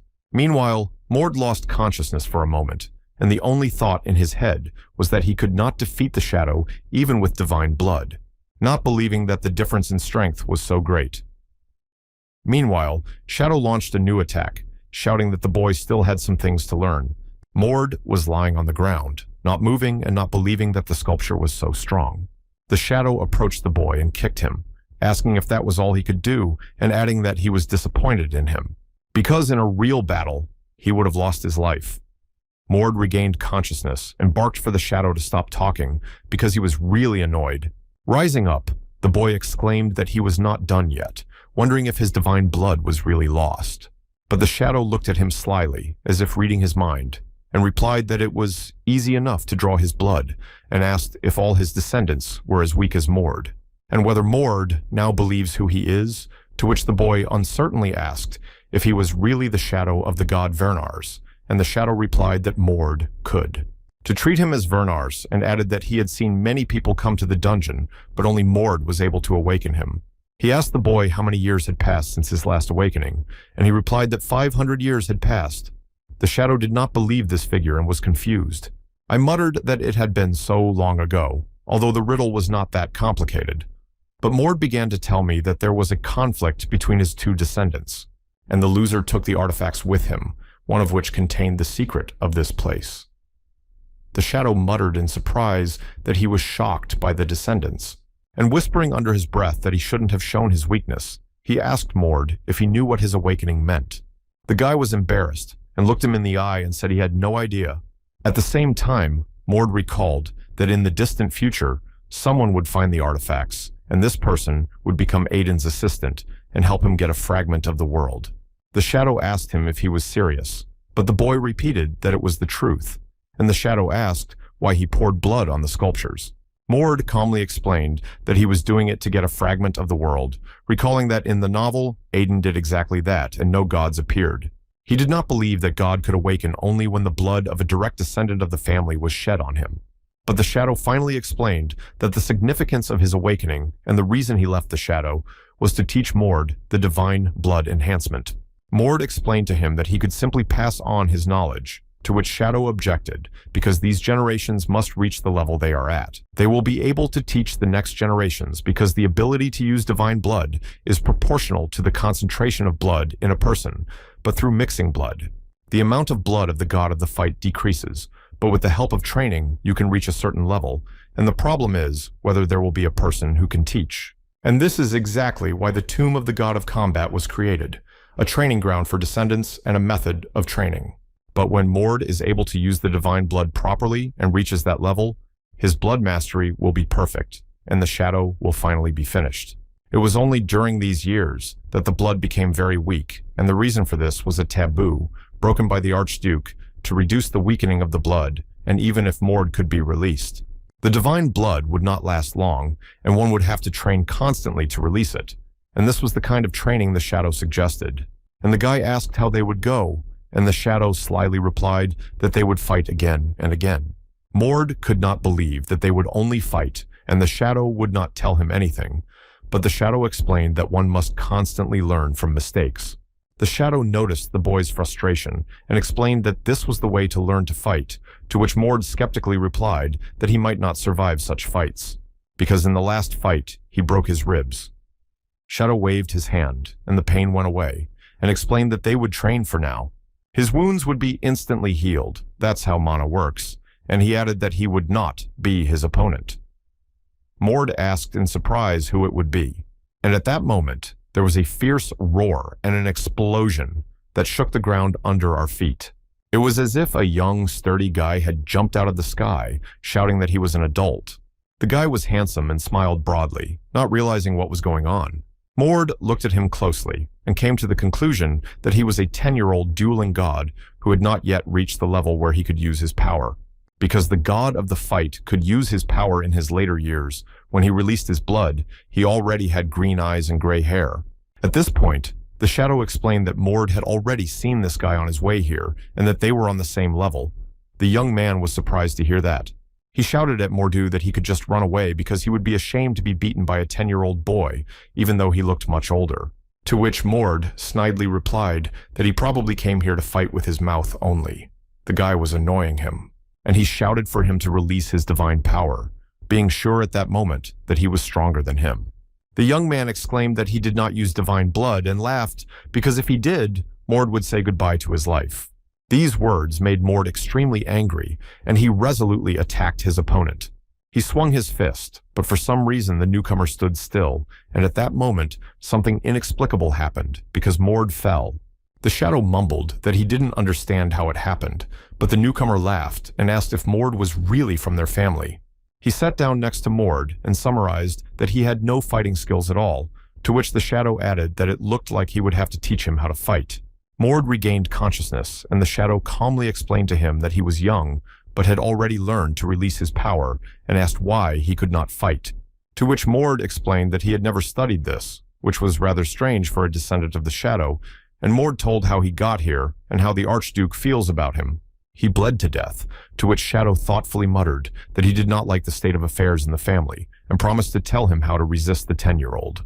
He asked if the boy knew that he was defeated by the same pattern of blows, and it became clear to Mord that he would learn everything he was taught at the academy here, and they both looked at the 10-year mark. Mord replied that he didn't know how to interrupt it, and the Shadow suggested using the pride of the 10-year anniversary. He stood there and showed off, and Mord quietly asked Shadow what he should do next. And the new coach explained that the first reason was that he was going head-on and did not control his pace. At this point, both were already fighting with all their might, striking each other. The 10-year-old fought hard and quite skillfully to repel the attacks, which was surprisingly easy for him. The boys fought for the 11th round in a row, and Shadow recommended that Mord use the carelessness and self-confidence of the 10-year-old when the time was right. And the kid really fought fiercely and accurately responded to his opponent's blows. It was already the 74th round of the fight, and Mord was trying to overpower his opponent and catch his moment of overconfidence. Meanwhile, the Shadow controlled the process with his advice on how to move his body to change the trajectory of the blows. The 10-year-old openly ignored these attacks, showing that he was bored in this battle. And when Mord managed to change the trajectory of the blow, his opponent still managed to deflect the blow in time. Despite his age, he was quite strong and began to respond with kicks. Mord was visibly exhausted from the endless rounds and could barely catch his breath, thinking about what else we could do to this kid to finally overcome him. And at that moment, he did not notice how his opponent snapped and jumped up and hit him with his fist. Luckily, not in the head, but next to the stone wall, which Mord instinctively shrank from. The 10-year-old cheerfully shouted to Mord not to worry about losing his life, but for some reason, he was suspiciously silent. The young man kept up and kept asking why Mord was silent, if it was because his attack hadn't worked and he was angry. But Mord continued to be silent, listening to the chatter of his opponent, whose mouth would not close, and finally, Mord managed to touch him. And he exclaimed that changing the trajectory did not help and what he should do, to which he replied that there was no weakness. It had to be created. Mord rushed back to the 10-year program because it became clear to him how he would move forward and how he would respond. At that moment, something incredible happened, because Mord jumped into the air and did a flip, and the 10-year-old cursed in surprise. But he finally got a punch in the face and buried it in the ground. Shadow thought with satisfaction that Mord had finally begun to put into practice what he had learned. Mord was finally proud of himself because he managed to hit the arrogant 10-year-old. Meanwhile, the 10-year-old exclaimed that it looked like Mord was getting used to it, so he probably didn't need to hold back and formed his power into a ball. The boy's eyes began to glow from the blue glow and began to grow in size, and suddenly the unexpected happened. There was a huge explosion, and the 10-year-old fell down, coughing up blood, not believing his eyes, because he had never been beaten like that before. And he rushed at Mord with such fierce anger that he barely managed to form an energy wall in front of him. But he realized that something was pushing him away, and if he continued, his body would be torn to pieces. But Mord was the only one who did not understand why the god of the fight did not stop him. Indeed, the Shadow stood with his arms crossed and calmly watched the slaughter. But the 10-year-old didn't back down and, having recovered a bit, rushed back into the fight, shouting that Mord had no time to look in different directions. And he hit Morda right in the face, which stunned the poor guy with surprise. He was thrown back by such force and fell down with a loud groan. He screamed in pain, and his mouth was bleeding from the injury. The 10-year-old was smiling with satisfaction at his cunning and trickery. And when Mord was momentarily confused by the pain and defenseless, he rushed at him again with his fists. But he hit Mord furiously in the chin, and it bled again. He flew about 10 meters into the air and twisted around. The 10-year-old also flew up to him and hit him on the leg. The guy was thrown back from such an attack on the stone pavement and could not understand what he could do except to use the divine blood. He could not even move a finger. Mord was lying there as if he were not alive, that the 10-year-old frightenedly ran to him and began to revive him. Barely standing up, he stood on all fours, and a black cloud of dust stood around him. A 10-year-old watched from above as his opponent was covered by a block of stones. And satisfied with his work, he exclaimed whether the dead man was still alive. Mord fell back on his back again, exhausted, and could do nothing with his body, but whisper that he recognized the power of the 10-year plan. And he mocked him, saying that all he had left was a block of stone. Mord sat down. He could not feel his legs. The 10-year-old shouted at him that it should hurt because he was weak, but he would help him. and he began to launch lightning bolts of mana with his fingers directly at the guy, assuring him that everything would stop hurting now. Mord was lying there thinking that his mana was so low that he couldn't wake up and would need another 8 seconds to regain his mana. He looked at the approaching mana and counted the seconds to himself. He mysteriously exclaimed that he had always been curious and stumbled for a moment. The 10-year-old looked at him curiously and stopped using his mana for a moment. And Mord continued to say that he wondered if the Vernars had the same soft eyes as other people. And he threw a small stone directly into the eyes of his opponent, who began to scream like a madman, clutching at his eyes. The 10-year-old, who had come to his senses a little bit, went crazy and shouted that he would kill Morda and rushed at the boy. And Mord continued to count the seconds, and when he reached the first second, an explosion occurred, and the 10-year-old saw nothing. But he tried to attack the guy's head in the dust, thinking it was in the center, and suddenly everything dissipated, and there was no one in front of him. Right from the back, the 10-year-old intuitively looked around, and at that moment, Mord stabbed his opponent in the head. He really succeeded, and he joyfully felt victorious and hit the 10-year mark once again. But a strange thing happened. His fist gently tapped the 10-year-old's cheeks as if stroking him, and he replied laughing that he really thought his jaw would crack. And quickly forming his ball, he exclaimed that he would show him how to do it. And he fired this bullet into Mord's body again, throwing him away like a rag. And then everyone heard the Shadow's voice saying that it was time to stop fighting. When Mord came to, he could not remember the last seconds of his life. But the 10-year-old put his hand out toward Shadow, who also pointed his own at him, and their energies collided loudly. The boy shouted at him to leave him alone, and the Shadow replied menacingly that their task was to teach their descendants, and he ordered them to finish the training. The Shadow was angry and determined, and such arbitrariness irritated him, and the 10-year-old began to scream that he was not in his place. But God put his hand on him as if to calm him down, saying that his work was good for 10 years and begging him not to treat him like a child. Mord, meanwhile, moved away a little and noticed that the kid was still listening to the elder god and was quietly glad to be alive. The Shadow called Mord to him, promising to reward him for his training, and told him that he seemed to have blood and another god besides his own. And this is the blood of the supreme god and his father, the god of paradise, Aerith, who is part of the Vernar's family, and therefore the blood of Aerith was preserved in Mord's body. But Tina was also curious about what would happen if you mixed ordinary Vernars with his blood, and at that moment, he touched his finger to Mord's forehead and covered it with lightning. He said that he was giving him the blessing of the body of the god of the duel as a reward, adding that with him, he would be able to awaken this power. When Mord heard this, he was dumbfounded and thought that he hadn't seen this moment in the novel. Meanwhile, seeing his confusion, the Shadow laughed and said goodbye and made the angry 10-year-old who stood there mumbling to excuse himself. But Mord noticed this and came up to him and said that his generation could not have defeated him even with all the ospreys, and sincerely thanked him for his training. And he finally melted at such words and proudly replied that there were several other places left by the god of the fight and recommended to find them. Mord nodded kindly and promised to fulfill this order. And at that moment, something happened. It was as if Mord woke up from a dream, and a fragment of the world that was used to create him was hanging in the air in front of him. But he was part of the ideal world in the novel, and Aiden used it to gain incredible power that led to the destruction of everything. The boy threw out his arms and came closer to the crystal and absorbed it. He realized that he had received it earlier, and therefore Aiden would not be able to become as strong as in the novel, but it was all done for a happy ending. Meanwhile, in the garden of the duchy, Erna was sitting on a tall tree, and she was told that Mord had returned from the grave of the god of the duel, and the girl mysteriously replied that she had heard this before, and that's why she was making a business plan to be the best sister, and laughed out loud. Unlike other families, not only the Archduke's children could be candidates for the head of the Vernar's family, but others as well, and there were 5 candidates in total. Erna was the 7th child who competed with each other, and the news that Mord had cleaned the grave of the god of the duel had a strong impact on all the heirs. And all the descendants actively discussed this event because everyone was sure that now Morda would start recruiting everyone to his team.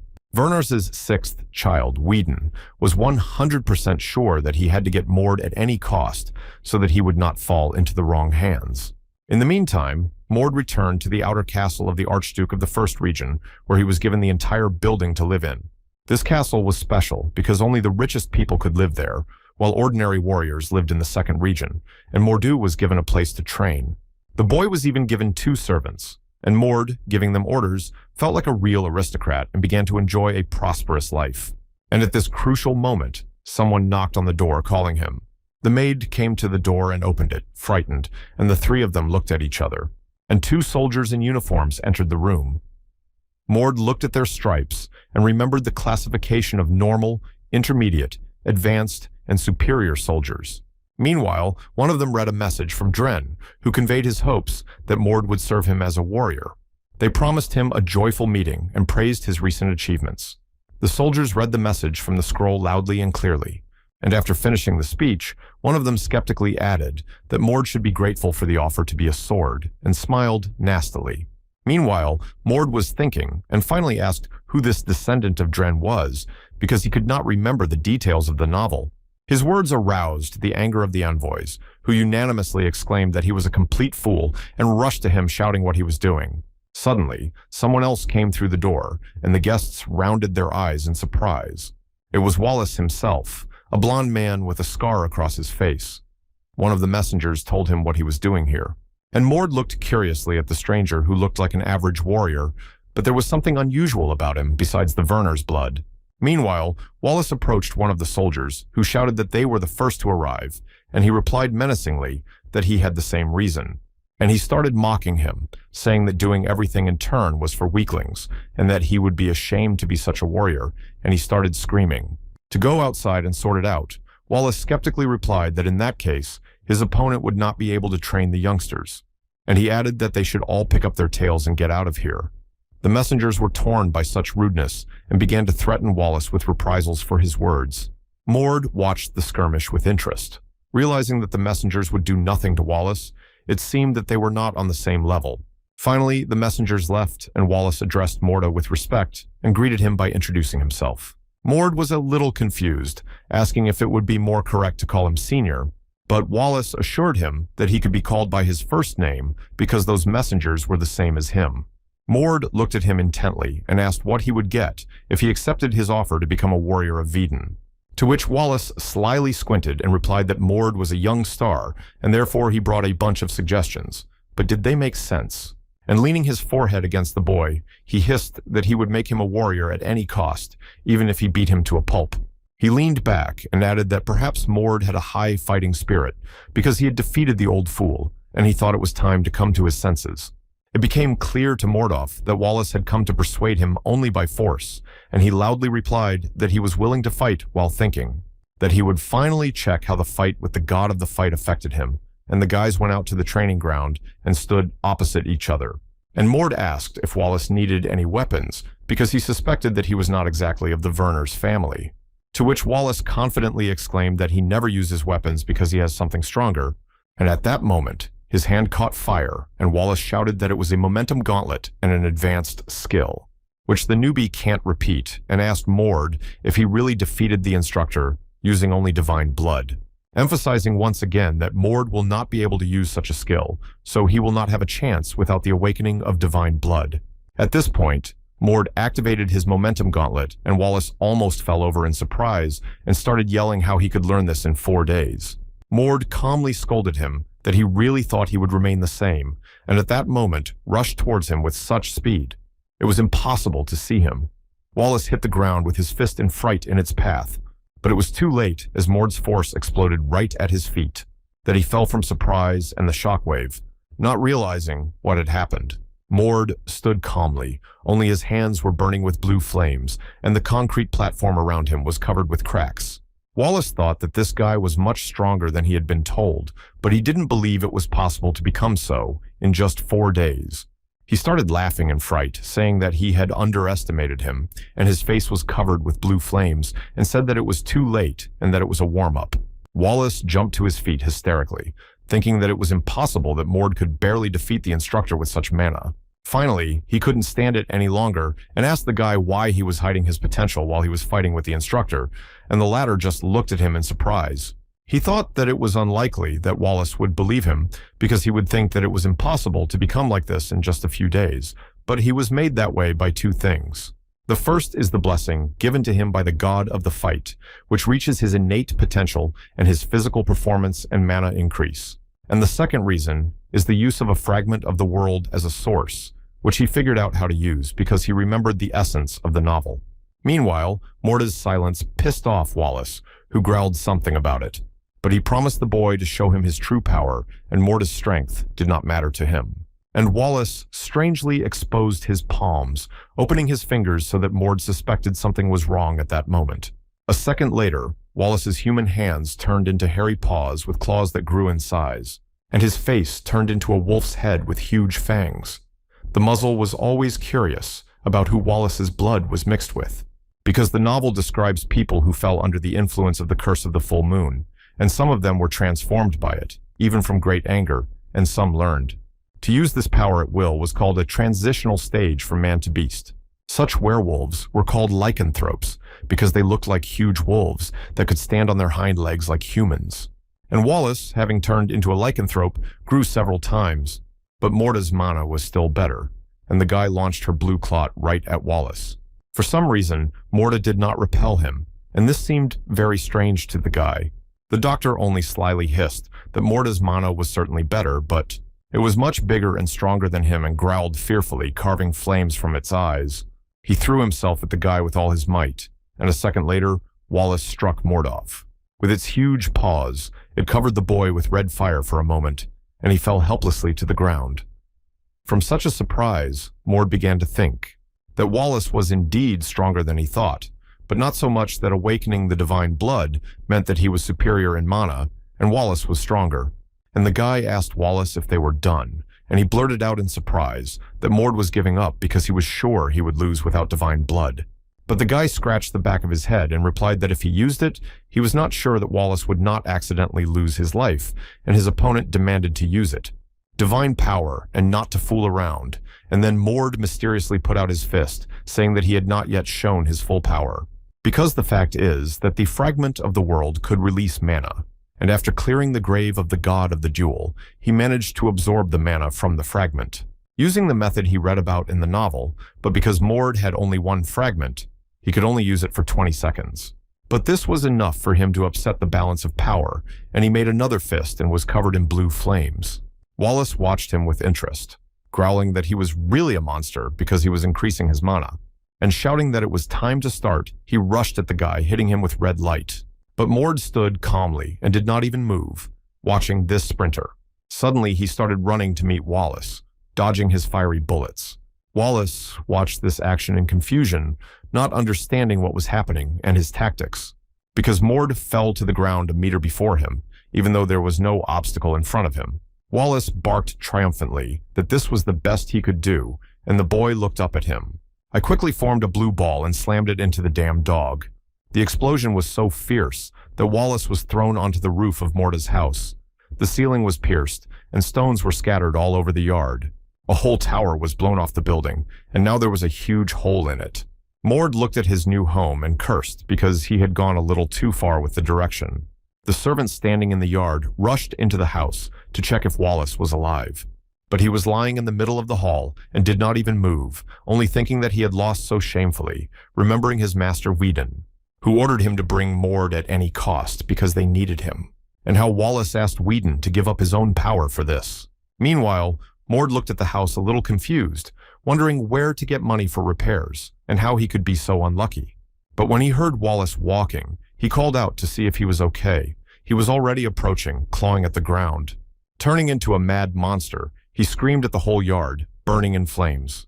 His frightening appearance made Mord think that perhaps Wallace had an ace up his sleeve after all, and that meant he would have to release his blood. Just in case he was afraid that he would not be able to control everything, Mord shouted enough, but the dog did not hear him and resolutely rushed at him. And Mord quickly accumulated his strength and struck the dog with it, and the explosion threw him away, right to the other end of the square. When the smoke cleared, everyone saw Wallace in his human form, lying there, not moving. At that moment, someone landed with a thud in the middle of the playground. The guys who were nearby rushed over screaming and calling the stranger Erna. Interrupting each other, they began to tell her how Whedon had sent Wallace away, and Erna remarked that if the fight had continued, Wallace would hardly have survived. Because he lost consciousness and went insane because he is imperfectly skilled in another transformation, she added. She went to Wallace, who was lying down, and ordered him to be taken to the restroom, and exclaimed to Morda that she had heard a lot about him. Approaching the guy, Erna said hello and said she wanted to meet him. Mord looked at her and thought that this girl had the same body as his, but her face was very girlishly beautiful. She introduced herself as Erna and allowed me to call her big sister and laughed out loud. These words echoed in Mord's head, and he refused in surprise. After a while, the girl was sitting in her office and was wildly worried that Mord did not want to call her sister. A guy in glasses and a suit monotonously told her that her plan to be a friendly older sister would not work, explaining that Mord is an illegitimate child who has lived very simply until now and therefore will not like it if someone from his family approaches him and offer friendship. Erna was upset that Mord was not happy about this. Meanwhile, the bespectacled man added that Wallace didn't have enough experience, but he had great skills, so Erna wanted to win him over. But the problem was that the news about him had already spread through the neighborhood, and so the fight for him would become more difficult. The bespectacled man continued to say clever things when suddenly one of his soldiers burst through the door, shouting an urgent message. And he blurted out that Mord would accompany Viscount Winsel on a mission to prevent Erna from jumping up and down in disbelief. Meanwhile, Mord's house was repaired. Mord stood in front of it and admired it, thinking that Wallace should have been angry with him, but he had repaired it. After a while, Sir Kestner came to him personally for a tete-a-tete. He asked if the guy could not lead a quiet life, and he replied that he did not have much choice, because everyone wanted to take him away. He asked the reason for his visit. Kestner explained that in 10 days, he and his subjects would be leaving for a mission, and that he wanted Mord to go with them. He explained that the task would be to stop demonization, which is when monsters are in dungeons together with demons in ordinary dungeons or something like that. They are almost identical and differ only in their origin. Most common dungeons are natural phenomena or disasters, but demonization is a deliberate action of demons to take over all of humanity. But in these dungeons, strong demons also appear and play an important role. Demonization can be divided into 3 stages. The first is the appearance of an unknown vortex. The second stage is when the vortex becomes solid and can be entered. The third stage begins when the ground nearby becomes covered with filth, which makes the demons stronger, and if not stopped at the third stage. The monster invasion happens because a passage appears between the 2 worlds, and therefore demons can enter the world of people. Kestner added that it will be a good task for those who want to become a warrior, but it is quite dangerous because many people have died doing this. And so if Mord refuses, he will understand. The guy thought about the fact that Kestner was the Archduke's confidant, and that this could be used in the future, and this risk will be justified. The guy got too much attention after his victory over Wallace and got tired of endless offers. So it would be ideal to accept Kestner's offer, and he loudly exclaimed that he agreed and would start training in the afternoon.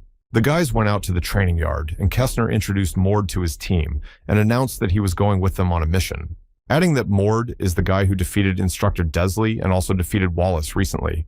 The whole crowd of soldiers who were at least advanced greeted him loudly, and each of them was worried about Mord's presence. And his opponent in the fight approached the guy, and it was clear that his body was well trained and experienced. But the tension was relieved, and the opponent smiled sincerely, happy that this was the one everyone was talking about, and added that he was glad to meet him. And all the soldiers started coming up to Mord saying that they were glad to see such a strong fighter. The guy was amazed by such sincerity of strangers, but they were interrupted by Kestner, who announced that for the next 10 days, they would focus on making sure they could work as a team. He ordered his rival Eriksson to keep an eye on Mord. Eriksson approached the boy with another warrior. After introducing himself, he pointed to his friend, calling him Rek, and explaining that he was from a different family, like Mord. Rek was a strong, tall, silent guy. Eriksson added that Mord's task is to work together with Rek and provide support to Kestner in the center of the formation, and that's why they need to become friends. Mord looked at Rek and didn't understand how he could make friends with him if he was standing there without emotion. Meanwhile, Eriksson suggested that they start. 10 days passed, and Kestner Winsel emerged from the grave of the god of the fight. Everyone rejoiced at his timely return and congratulated him on his success. Kestner quickly dispatched the crowd and went to the training ground to check on Mord. He saw an incredible sight, a blue force filling the entire space, in which 2 warriors fought. Kestner was surprised and numb. He could not understand what kind of force he was seeing in front of him and what was happening. But he noticed that Mord was very different from what he had been in the duel, and the thought that the boy had become even stronger crept into his head. Meanwhile, Erickson had already run up to him and reported that they were able to teach Mord the important formations and were teaching him how to use physical reinforcement to destroy the poison. Kestner asked what Erickson thought of him, to which he replied that the kid was catching on quickly and had already caught up with Rek. He added that Mord was equal in strength to him. Kestner could not believe his ears, because it was impossible in such a short period of time. The guy really became a real monster of combat and mana and skillfully beat Rek on the court. He was having fun because every time he learned something new, he felt himself becoming even stronger, even though he had no dream or goal before. Meanwhile, Kestner announced to everyone that they were about to go on a mission and thanked everyone for the training, hoping that everyone would pass the mission with flying colors. He asked if anyone had any worries about this, and Erickson looked at Morda and blurted out that they were ready for anything with him and laughed. Kestner looked at everyone and reasoned that each person was important in the mission, but the most important thing was teamwork, and he wondered if Mord could do it. We worked together with his guys in 10 days because he looked mature enough for his age and smart enough. Still, he asked the guy if he was sure that everyone would return in one piece. He smiled and said that he was sure and that he could not wait for the mission to begin.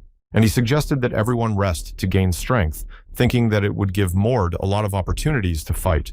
Kestner looked intently into the distance and cursed loudly, and he was thrown into a fever by what he saw, for the second stage had already begun. And at that moment, a frightened soldier, Kestner, ran up to him and asked him what had happened, because the destruction had already begun a day earlier. He reported that somewhere nearby there is another source of demonization, and the destruction has not yet begun, but it is only a matter of time. And if demonization begins in two places, there is a greater chance that the 2 points will connect, which will accelerate the destruction and increase the level of danger. Kestner loudly told everyone that it was necessary to stop this fault and that it was not yet time to relax, and ordered everyone to head to the center. At that moment, the entire unit seemed to fall into some kind of underground cave. They all finally landed on a solid surface in front of a large, tall castle that glowed crimson and was the center of the city. And in front of this castle was a pack of hounds. Such strangeness was most likely due to the terrain, so there were plenty of small monsters. A pack of hounds saw the strangers and ran barking in their direction. But in addition to these dogs, there was something else waiting for everyone, a whole crowd of huge, ugly orcs. Kestner quickly gave orders to Rek and Mord to awaken their blood and remember how traps are made. And the guys simultaneously activated their blood, which enveloped all three of them in a blue glow. All the soldiers concentrated, and Kestner shouted to go on the offensive. Each of the warriors activated their skills, and some took out their magic swords.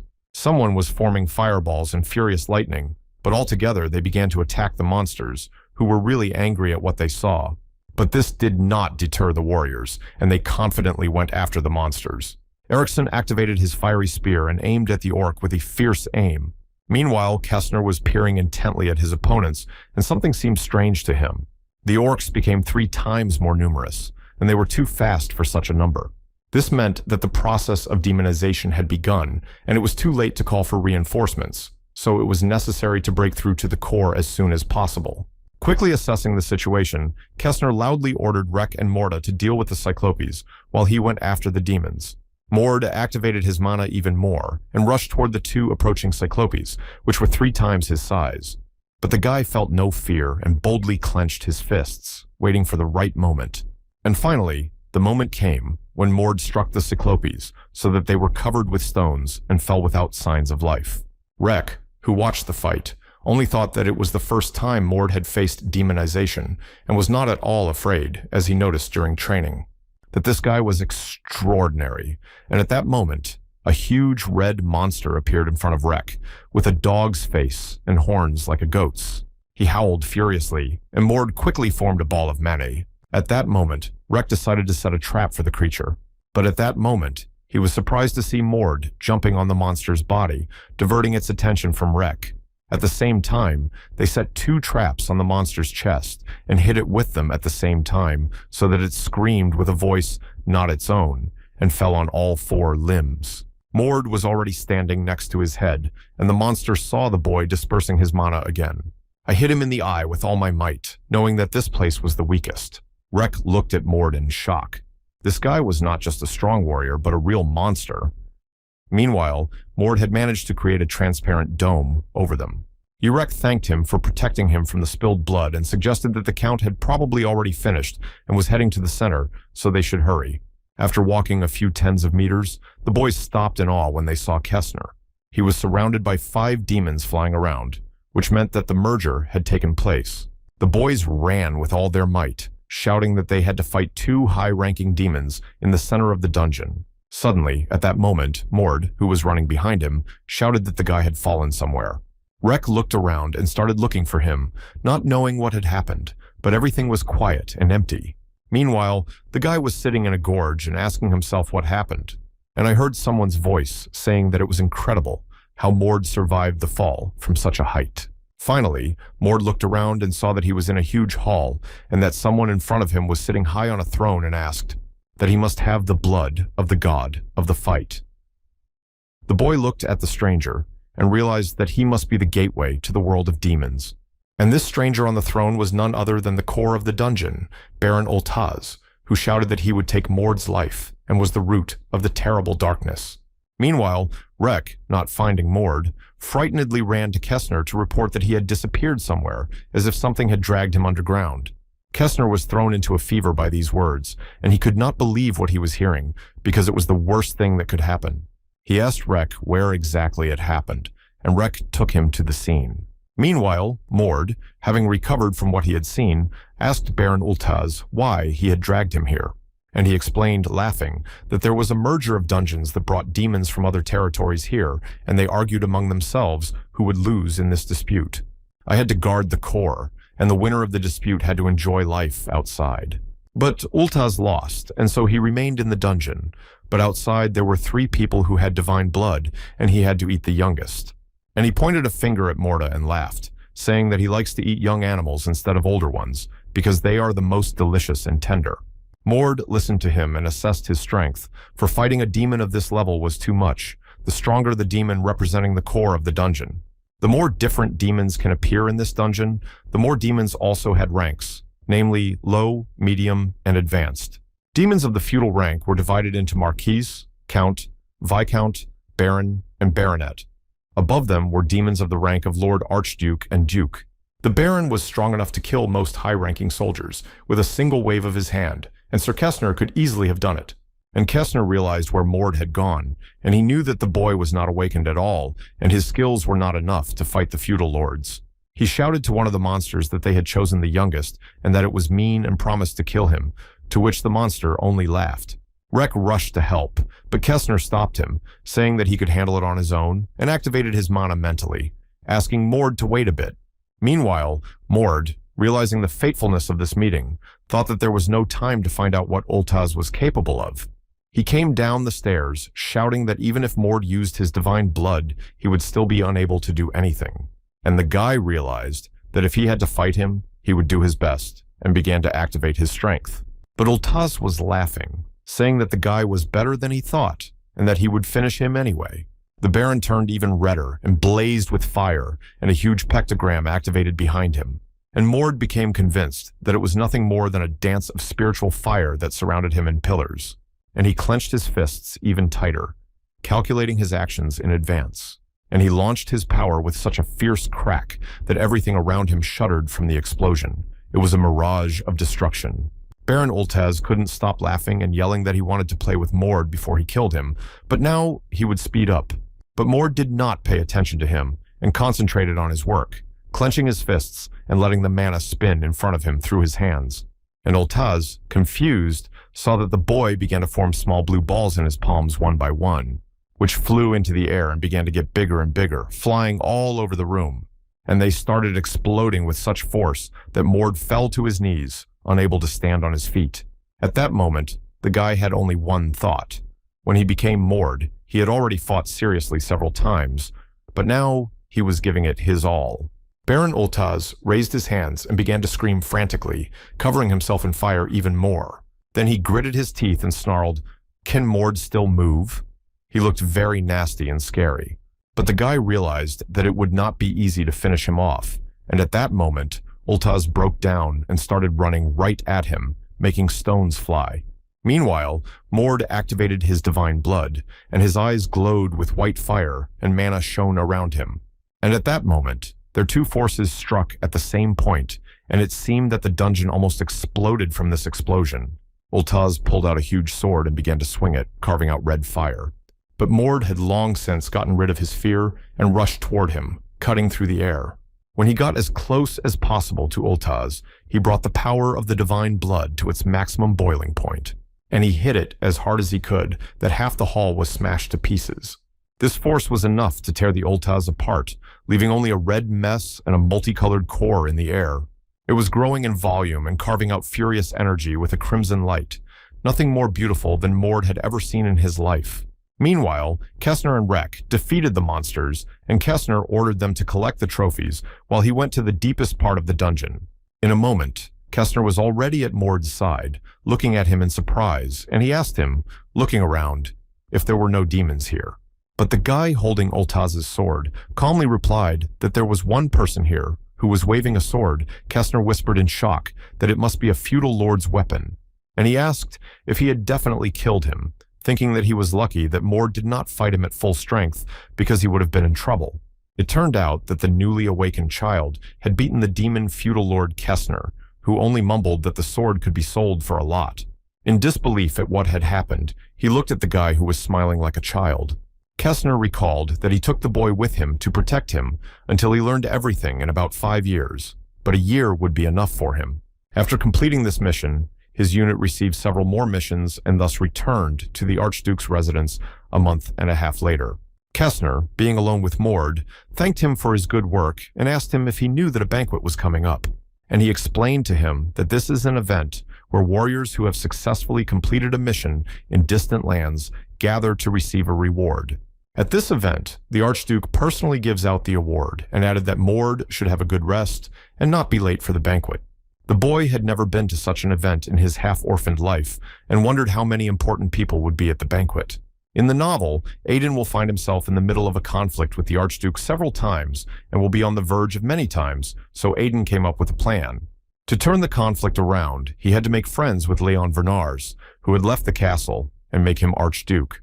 And it was after this that the War of Succession began, where Leon was in the center of the events, and when he finally won, he was recognized as an Archduke.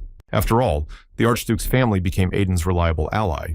Mord was going to the banquet thinking that he would have to win the Archduke over to his side before Aiden did, and now there were 5 candidates. Therefore, at such an important event, you will have to look at all sides. The boy got ready and finally arrived at a huge hall where he was met by Eriksson, who became his loyal friend. Mord laughingly asked him if he was expecting him, and Eriksson cheerfully replied that he would have no one to accompany him. Making plans for the evening, they approached the front door where a footman loudly announced that a high-ranking warrior, Eriksson, and a warrior of the initial rank, Mord, had arrived.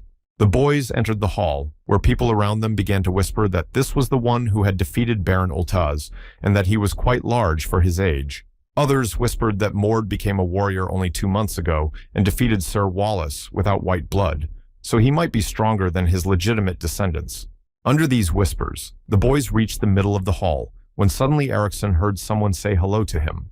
Eriksson bowed respectfully to Dren Vernars, one of the candidates for the inheritance, and the third child of the Vernars, a stout young man with a stern face. And Dren asked to be given the opportunity to talk to Sir Mord, which Eriksson did not refuse. At this point, someone called out behind Dren, saying that this was not good manners, and Dren looked back. And behind him stood Whedon in his festive attire. He was the 6th child of Vernars, and also a candidate for the inheritance. Coming closer to Dren, Whedon asked that it was obvious that what Dren wanted to talk to Mord about was nothing more than Mord's transition to his side. But Dren replied that he was mistaken. He only wanted to apologize for the rudeness of his subordinates and nothing more. And bowing his head in Mord's direction, he said that last time he had sent his men to invite him to dinner. He ordered them to be polite, but unfortunately, they were rude. Eriksson watched in amazement as everyone sucked up to Mord. It was obvious that Dren did not want to become an enemy to Kessner, who was neutral, and at that moment, Dren handed Mord the golden box. Asking her to accept it as an apology, Mord looked at her in surprise, realizing that Dren had publicly apologized and that he had no right to refuse. He loudly accepted the apology, thinking that Dren was probably a mysterious character and would be a successful politician in the future. Dren was pleased with this turn of events and thanked the boy for his favor. Meanwhile, Whedon, who was watching this action, was cursing in his mind and firmly decided that he would not allow Dren to take Mord to himself. And coming close to Mord, he turned to him again, coughing. After officially introducing himself, he explained that he was Lord Wallace, who had told him a lot about him, and that's why he wanted to meet Mord in person. And at that moment, someone interrupted his monologue, exclaiming that it had been a long time since they had seen Sir Mord, and it was Erna, to whom Mord politely bowed his head in greeting. Ven irritatedly barked at her that he was actually talking to a guy at that moment, to which she laughingly explained that she just didn't see him. But her laughter made Whedon furious, and he started yelling at Erna to shut her mouth, even though she was younger, and that didn't give her the right to behave like that. Erna was not one of the fearful ones, and as a seventh child, she laughed and told Veen that this was all very funny, considering that it was Veen who had broken her arm. To which Veen angrily replied that her hand was a small price to pay for the fact that she had broken both his legs before, and they continued to lash out at each other. Dren began to apologize to Mord for his brother and sister's behavior, and explained that Veden was the Archduke's son, and Erna was the daughter of the Archduke's sister. They were close to each other by blood, but still did not get along. Meanwhile, Mord realized that he was facing 3 descendants of the Vernars, and he made his first impressions of Dren Vernars, who looked like a meticulous man, but he could not be trusted, and therefore was not a good match for Mord. Wiener Vernars gave the impression of being rather stupid, and this also did not suit Morda. But Erna Vernars was a rather strange person to him, and Mord still did not know her true power. Meanwhile, a stranger came up to Erna and Veden and barked that they should stop arguing because the Archduke had not yet arrived, so there was no need to cause trouble. Erna looked at the stranger with surprise and called him Kuran, and asked what he was doing here, and Kuran told her that he had arrived half an hour ago. Meanwhile, Whedon came over and whispered to Kuran that he didn't really like banquets, to which he replied that he had come to see the culprit. And Kuran introduced himself to Mord as a warrior of the highest level. He was a young and handsome boy, the 4th child of the Vernars, but he had gray hair. He shook Mord's hand, saying that he had stiff hands, and that he had heard Mord deal with Baron Oltaz with only his fists, adding that he was impressed by such abilities and would like to fight him on the same battlefield. Mord listened to him silently, noting that Kuran was a friend. Of the 2 candidates who had survived the novel, and although he looked good enough, he had a terrible strength. He looked around and noticed that Alain had not yet arrived. Suddenly, everyone paid attention because the Archduke was about to say a few words before the ceremony began, and everyone in the room fell silent as Vernars stood at the podium. He said that he noticed that everyone has made great progress over the past 2 months, and he feels proud of each achievement. He wished everyone to keep going and announced that he was starting the award ceremony. Vernars held a golden statuette of a warrior in his hands. Vernars picked up the scroll of the decree and began to announce the winners, who came up to him and bent one knee. Finally, it was Morda's turn to urinate his announced name, and as he walked, Vernars read out his accomplishments as a 15-year-old boy. He has destroyed Baron Oltaz, and in gratitude for this, he awards him a warrior trophy and promotes him to a middle-ranked warrior. The crowd began to buzz, whispering that it was really possible to do this in a couple of missions, and someone argued that it was not so easy because the opponent was a baron. Meanwhile, Vernars looked at Mord and said that he had grown up since their last meeting and he would like to see him in action again. She added that she would be looking forward to his new achievements. After the award ceremony, everyone sat down at the set tables to feast. But after a while, Kestner approached Mord and asked him to step back and talk. After leaving the table, Kestner asked the boy not to drink too much, because tomorrow he would have to go to a certain place. Mord asked what that place was. Kestner's face became very serious, and he stammered a bit, explaining that his master wanted to meet him. The next morning, Mord got ready and went to the address Kestner had given him. The building he found was huge and deserted. He was standing in front of a huge door, not knowing how to open it, when he heard someone ask if he was the one who had come, and Mord realized that it was the door, most likely to be opened by telekinesis, and that's exactly what happened. The guy walked into a huge hall and saw an unknown man in the middle of it. He was an elderly man with long gray hair and a black ribbon over his eyes.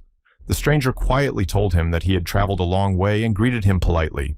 He was Ilden Vernars, general of the elite guard legion in the Duchy of Vernars, and the elder brother of the current Archduke.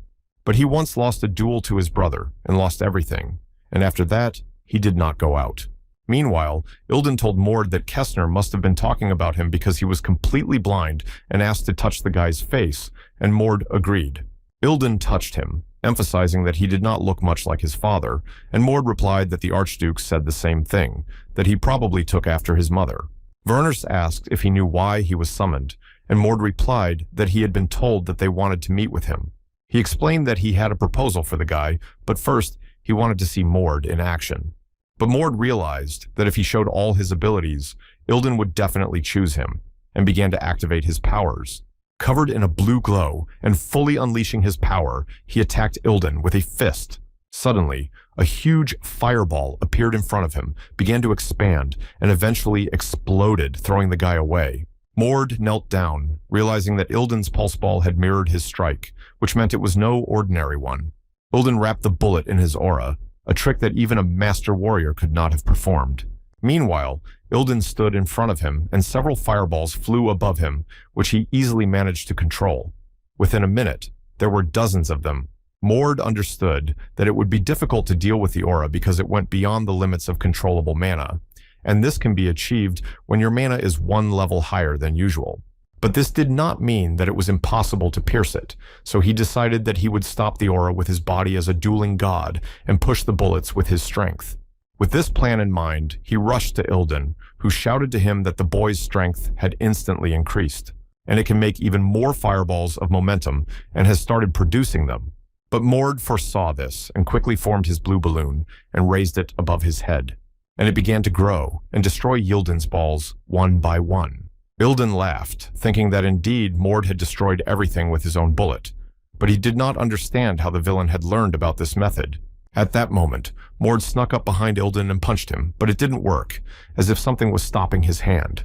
The guy realized that it was the aura that served Ilden as armor, and he decided to increase his mana with the help of the fragment. Ilden, meanwhile, reasoned that Mord was good because he had attacked him when he was open, but his momentum was weaker, and he had lost his vigilance in his thinking. And at that moment, he received a fierce blow from Mord, reinforced by a fragment, and flew off about 20 meters. Mord looked at his grandfather with satisfaction, glad that he had finally hit him, because he felt it and joyfully clenched his fists and laughed loudly in the echo. There were several levels of awakening of divine blood. The first level made the hair and eyes silver in color. On the second level, you begin to be enveloped by silver lightning, and it was exactly the same lightning that was around Ilden as he walked toward the boy. It was this that made the warrior closer to the realm of the gods. Mord stood there as if mesmerized, watching Ilden clench his fists and activate his powers as well. But the guy was stubborn and also made a fist and started to get active. It glowed with a blue glow that completely covered him and began to strike him with lightning. And at that moment, both of them hit each other with their fists, not on the body, but fist to fist, and a huge explosion occurred. A minute later, when the dust and energy subsided, Ilden continued to stand motionless, cutting through the lightning. Grandfather was pleased with the fight and exclaimed that Mord's reflexes impressed him and that the boy was able to damage him when he was in the second level awakening. He added that he was impressed by the fact that Mord is absolutely fearless, and it is impressive. But Ilden announced that their fight would end there because he was afraid to give in to temptation and fight again. Mord listened silently to Ilden, thinking that he may have lost to Werners once, but he was definitely one of the strongest members of the family and very strong. Meanwhile, Ilden approached the boy, saying that he had seen enough, and now he knew for sure that Mord was necessary for his legion. The guy was silent and listened attentively, eager to hear the official offer. Ilden stood with his arms crossed and solemnly calling. Mordasur asked, "Will he join the Legion of the Guardians of the Principality of Werners, which is the elite of the elites and is on par with the Guardian Legion?" The knowledge of military tactics of these soldiers went to extremes. They were all veterans with vast experience, and all because they were in the south of the continent. There was a great kingdom of demons and a white kingdom of demons in the north, and the great kingdom was demonized in the story and served as an outpost. For demons, the Guardians were responsible for this place as well. The White Realm is gradually being demonized, and the Sentinels are fighting these opponents called the Ornar's family. One of the reasons why it was dangerous to be in the Legion of the Guard was the frequent conflicts with the Ornar's family, which led to high mortality. And Mord understood why Kestner was so fearful, because it was indeed a very dangerous place for a soldier who had recently awakened. Meanwhile, Ilden started saying again that all the candidates for the presidency do not want Mord to be on the side of the opponent, and the threats will not stop until he makes up his mind. But the hands of the heirs cannot reach the white demon realm in the north, which means that Mord can focus on developing his potential. And Mord understood that Yilden was right, and that there was a lot to be gained, and he agreed and explained that he would have 2 conditions. Ilden asked in surprise what these mysterious 2 conditions were, and the guy asked Ilden to become his training partner when he was free. Ilden asked what Mord wanted him to teach him, and the boy corrected him, explaining that he wanted to train through duels. The old man laughed and agreed, explaining that in 20 days he was returning to the north, and until then, he would train with Mord, and asked about the other. And Mord blurted out that before joining the Legion, he would like to be given the opportunity to move freely around the world, with the legend that it was a secret mission. He asked him to give him a year to do it, and Ilden asked him what he was going to do for a year. It was a rather selfish request, because in fact Mord had asked for a vacation before the work started, but according to the novel, Aiden became stronger at this time, and he wanted to find the fragments of the world before Aiden knows they exist. Ilden sighed and said he had no choice, and he would only be able to give this leave for 8 months, not a year.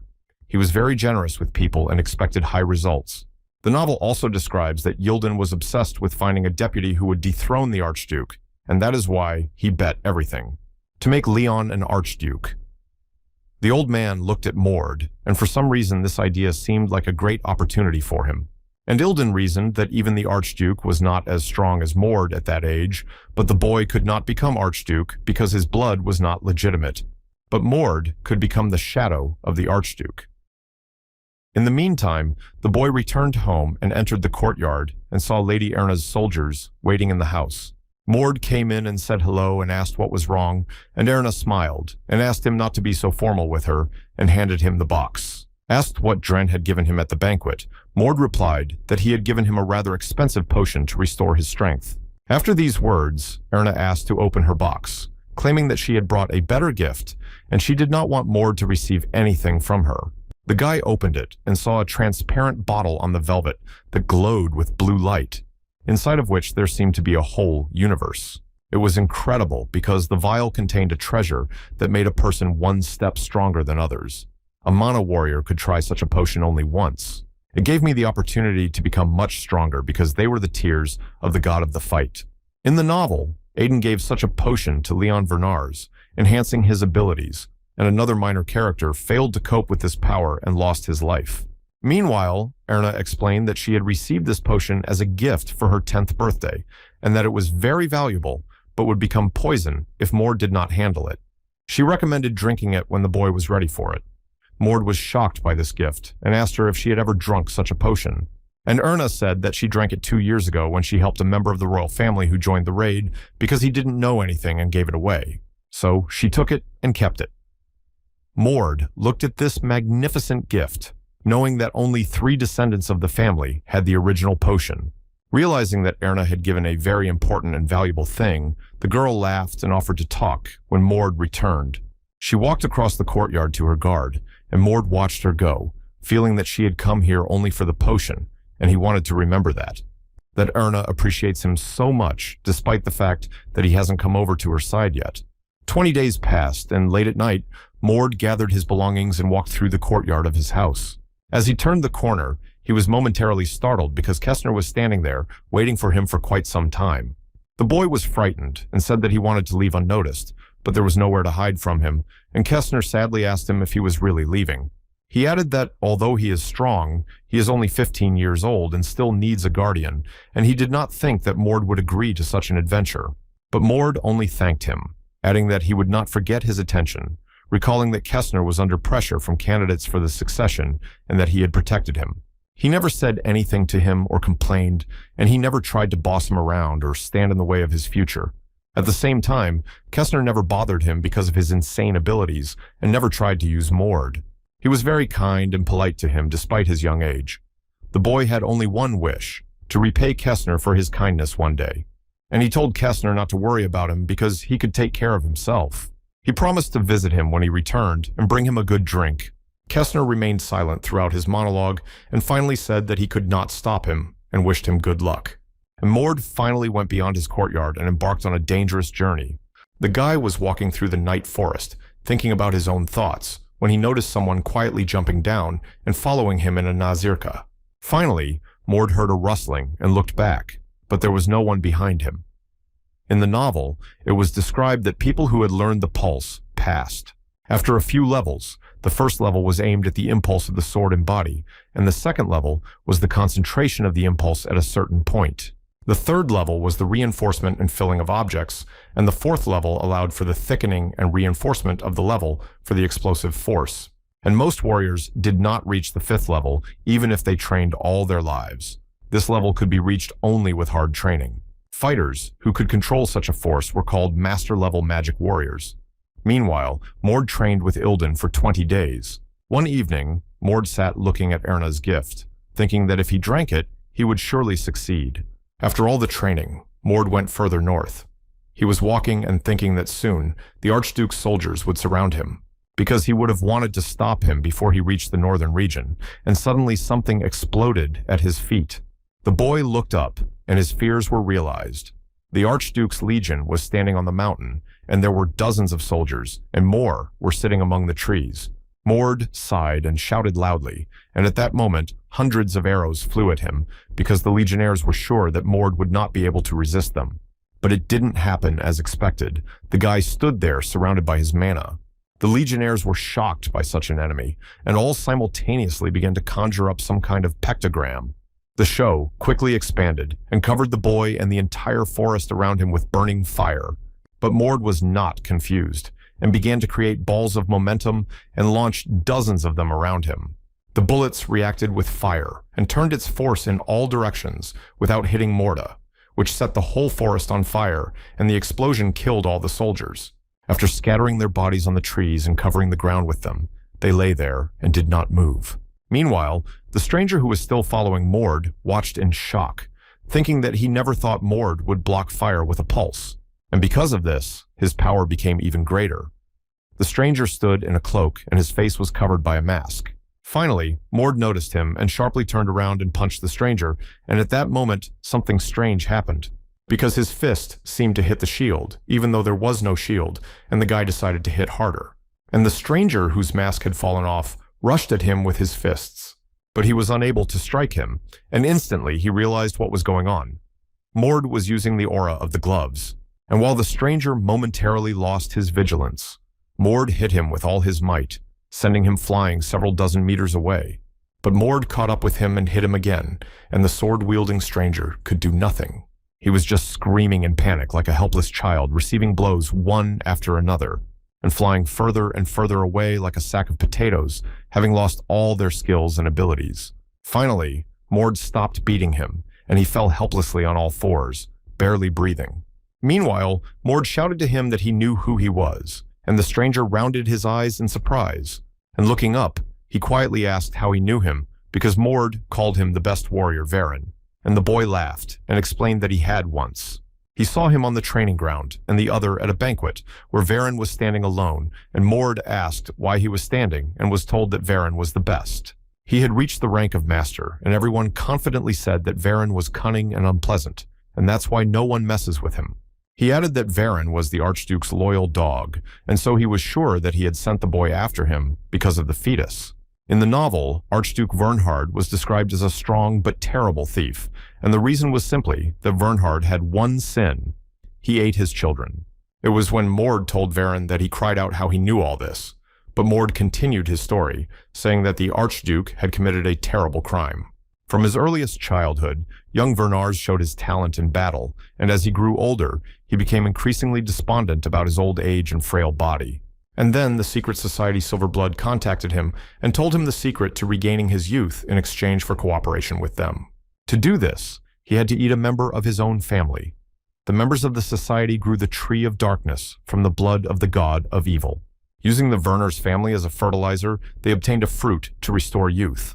The most effective way was to use an awakened person, and so the Archduke sacrificed all his illegitimate children, and only Mord remained alive.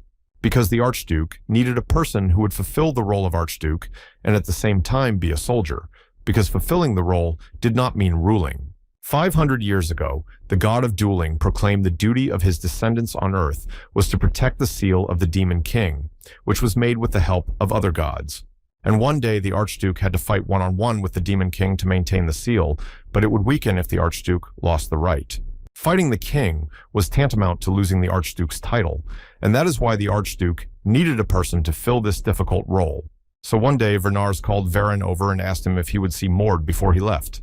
To which the Archduke cryptically replied that he did not know what Ilden was up to, but he knew for certain that Ilden had recruited him to the Guardian Legion.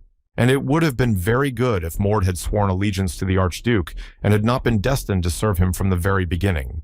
Therefore, the ideal plan would be to eat Snout, and the Archduke ordered Varin to bring Snout to him, using all known means to do so. He added that Kessner was also interested in the boy, and that Varin had to be careful not to let Mord notice him. Because only those chosen by the Archduke can enter this place, because these people are allowed to know the Archduke's dark side. But Kessner does not know about this, although he trusts him most of all, and after these words, Varin is determined to prove to the Archduke that he is better than Kessner, and he accepted his order. Mord looked at Varin, remembering the whole story from the novel, and wondering if that was what Varin was doing by following him. He was silent, and his rage began to overwhelm him, so that he was covered with mana again, and his eyes turned white, because it was not difficult to guess that he would be ambushed. Because for illegitimate children, there are only two ways to go. They were either used or eaten. Such children had been disappearing for the past few years, which meant that the Archduke had met.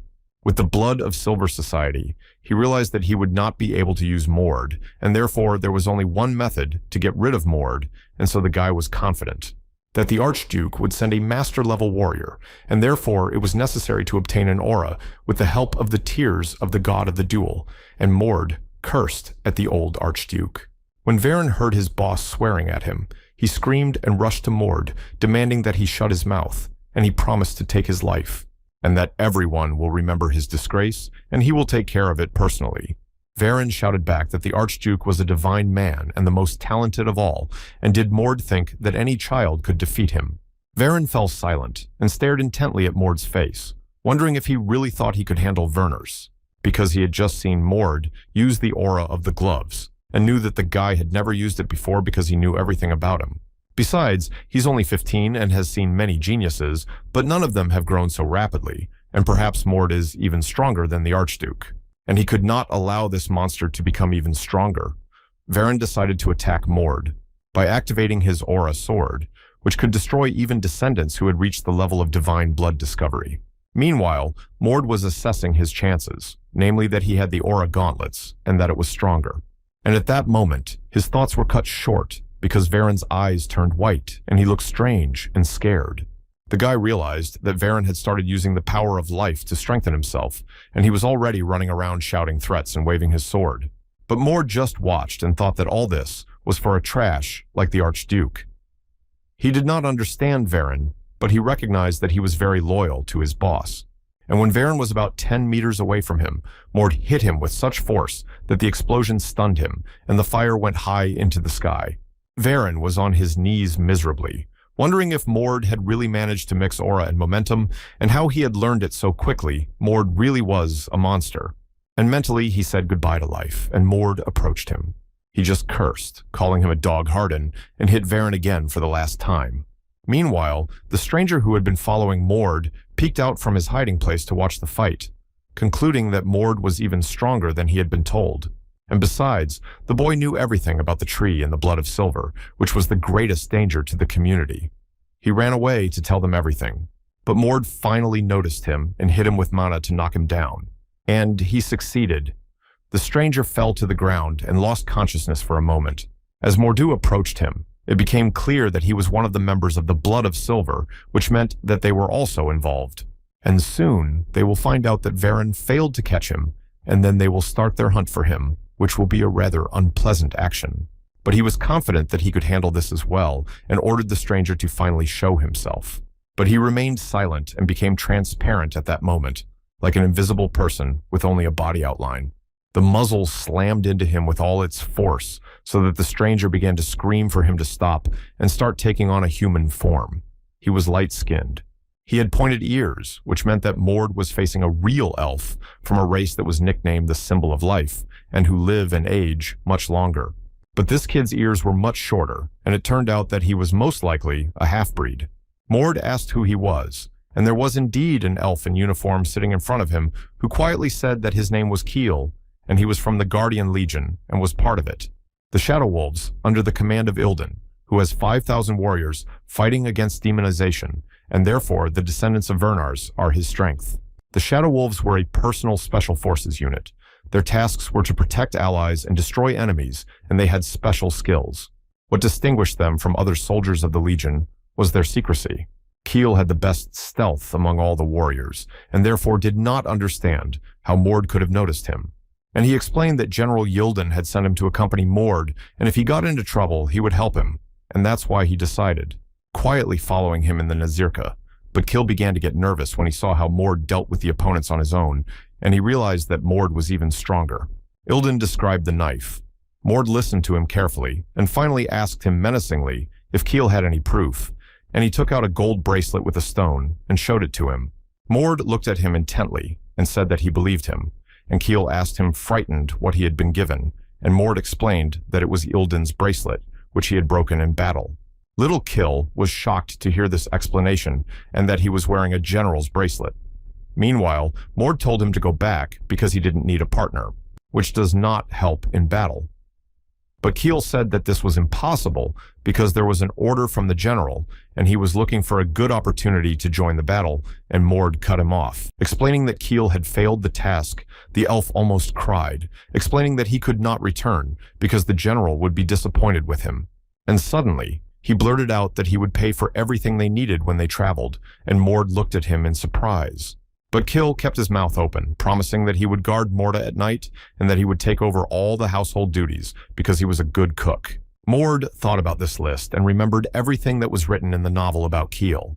His father abandoned him because he was a half-elf, and when he almost died, he was saved by Ilden, and that's why he is so loyal. And when Aiden and his partners fought Ilden, Keel was of great help in the battle with his skill in stealth and spiritual magic. Although Keel looked young and a bit feminine, he was much older than Morda and a very skilled killer. Meanwhile, Keel fell to his knees and begged to be left behind, and Mord decided that he would be a good helper in the battle against the Blood of Silver, especially if his task was to protect him. He agreed to keep him. Keel squealed with joy at the news, and Mord's first order was to remove the bodies that were scattered around to erase all traces, and Keel looked at these mountains and asked, frightened, how he would manage all this, to which Mord only cryptically replied that he believed in him and his abilities. Meanwhile, at the castle, Vernars was informed of the events of that day and that Varen had been destroyed. He stood by the window and repeated that he saw traces of the battle, but there were no bodies anywhere, and that there was a force with Mord that they knew nothing about. The warrior who reported added that several people from the Shadow Wolves might be involved in the case, and asked what they would do now. Vernars closed his eyes and replied to leave Mord alone and just track his movements and location. Because there had to be losses, they also sent the Blood of Silver, and they repay the same coin. He added that if nothing is done, they will start acting on their own, and looked intently into the distance. Meanwhile, Mord and Keel came to a huge stone stele, and Keel asked the boy if this was the tombstone they had been looking for 5 days. He enthusiastically replied that he was, and Keel asked what they would do now. Mord said to wait until it got dark, and Keel would keep watch so that no one would come near them. Mord sat down under a tree and dozed off, not explaining to the elf why they were looking for him and why they had to wait. This irritated Keel, and he sat down in front of the fire and thought about the fact that he was a respected man in the Legion, an advanced warrior with 10 years of experience. Now he became some kind of servant of a child with an average rank. Keel grabbed his head and sobbed in despair. He looked like a girl, and so he tried to reassure himself that it was his job and there were certain details. He said the curse out loud, but at that moment Mord said it had already started, and Keel looked around. The air began to shine in front of them, turning into a huge circle like the Northern Lights. It rose above the tombstone, and the elf asked if it was a dungeon. Mord confirmed that it was. The novel described secret dungeons, which were shown only under certain conditions, and there were 3 of them. The first condition was that there should be a moon in a half-moon state. The second condition was that the moonlight should not fall to the ground, and the third was that there should be a man with divine blood within a radius of 5 meters. Mord could easily find it because he had read the novel, but other people would hardly have been able to find it because the most important thing was what was in the dungeon. There was one more fragment of the world, and Mord decided to go inside, and Keel started screaming how you can go there when you don't know what kind of dungeon it is. To which Mord replied that he knew what kind of dungeon it was inside, and therefore decided to go alone, and Keel stayed so that no one would come and enter. The guy slipped into the dungeon space as if he had disappeared. Meanwhile, in the North Temple, which Mord had reached, there was absolutely no one there. There were many gods here, but now it was empty. This shrine used to be used to worship the gods of the night. Suddenly, Mord saw dozens of skeletons running toward him, hissing that an intruder had broken in. These were the souls of soldiers, and the god they worshipped lost to another deity and disappeared, leaving these soldiers alone with their madness. The skeletons surrounded Mord on both sides and began to advance, narrowing the circle. There were more than 100 of them, and he could not count them, but he firmly decided that it did not matter how many there were. But it will destroy everyone, and as soon as possible in the real world, they would be quite scary and would not be possible to stop in the usual way. But in this world, everything was possible thanks to the magical mana that Mord had, and that didn't mean that defeating skeletons was easy, especially because of that. That they were once warriors, and Mord quickly generated a mana ball and launched it at the skeletons, and an explosion occurred. The unprecedented brightness of the temple, which for a moment seemed to collapse from it. The guy was covered in ash and dust and felt his incredible strength as never before. He looked at the place of the tear and realized that he had defeated the skeletons, and now he had to destroy the temple guardian. On top of the roof of the temple stood an incredibly large statue of a woman's body and a wolf's head, which was frozen with its mouth open. The statue had severed arms. Mord looked at it closely, thinking that it must be the core of this statue, and at that moment, a real werewolf appeared before him.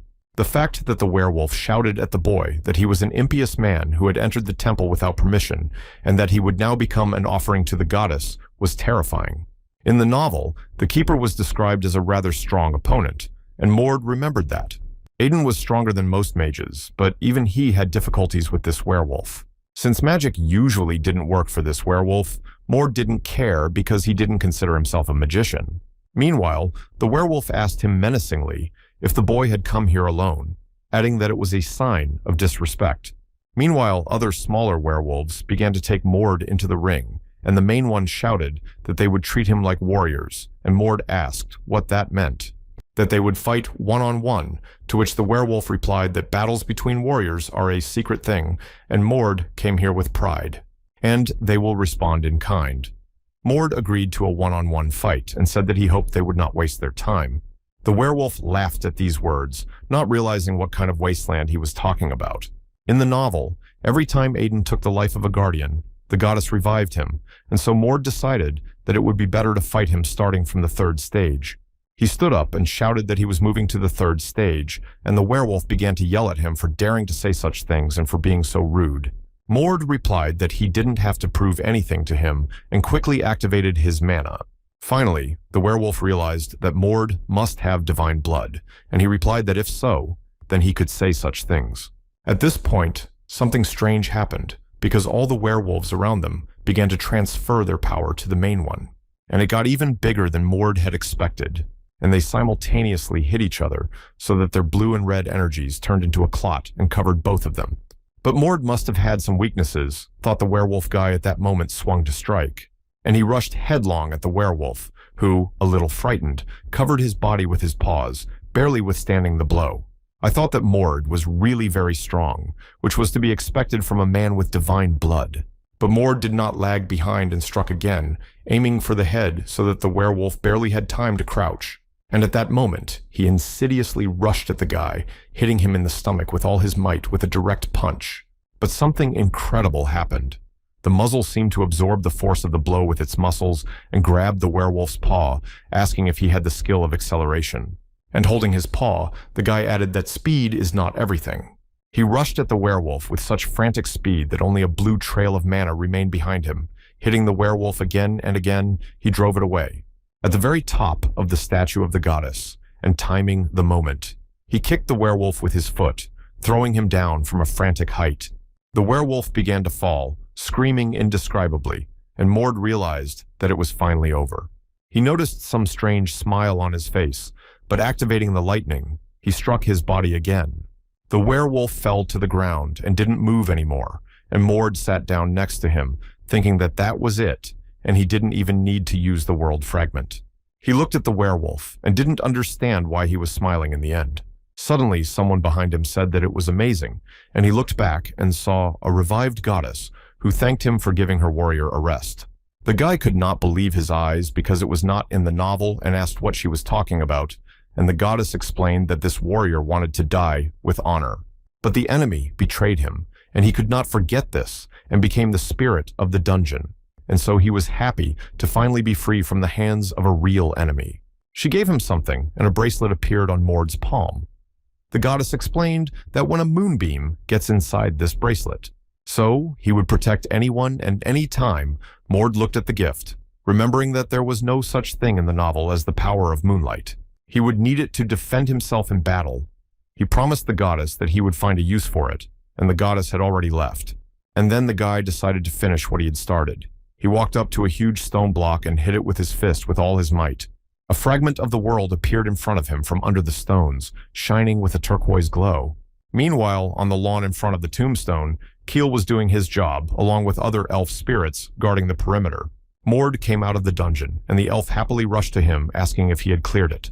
But the boy answered him in the affirmative, and he was pleased to think that Keel was still on guard as he had ordered, and this devotion impressed him. And he told him to go on because they had a long journey ahead of them with stops in villages and towns. Keel ran after Mord and kept asking where they were going, and the guy just answered that they had to visit several places first. They will pass through the kingdom of Lutvan. So saying, they came to the trading city of Laren.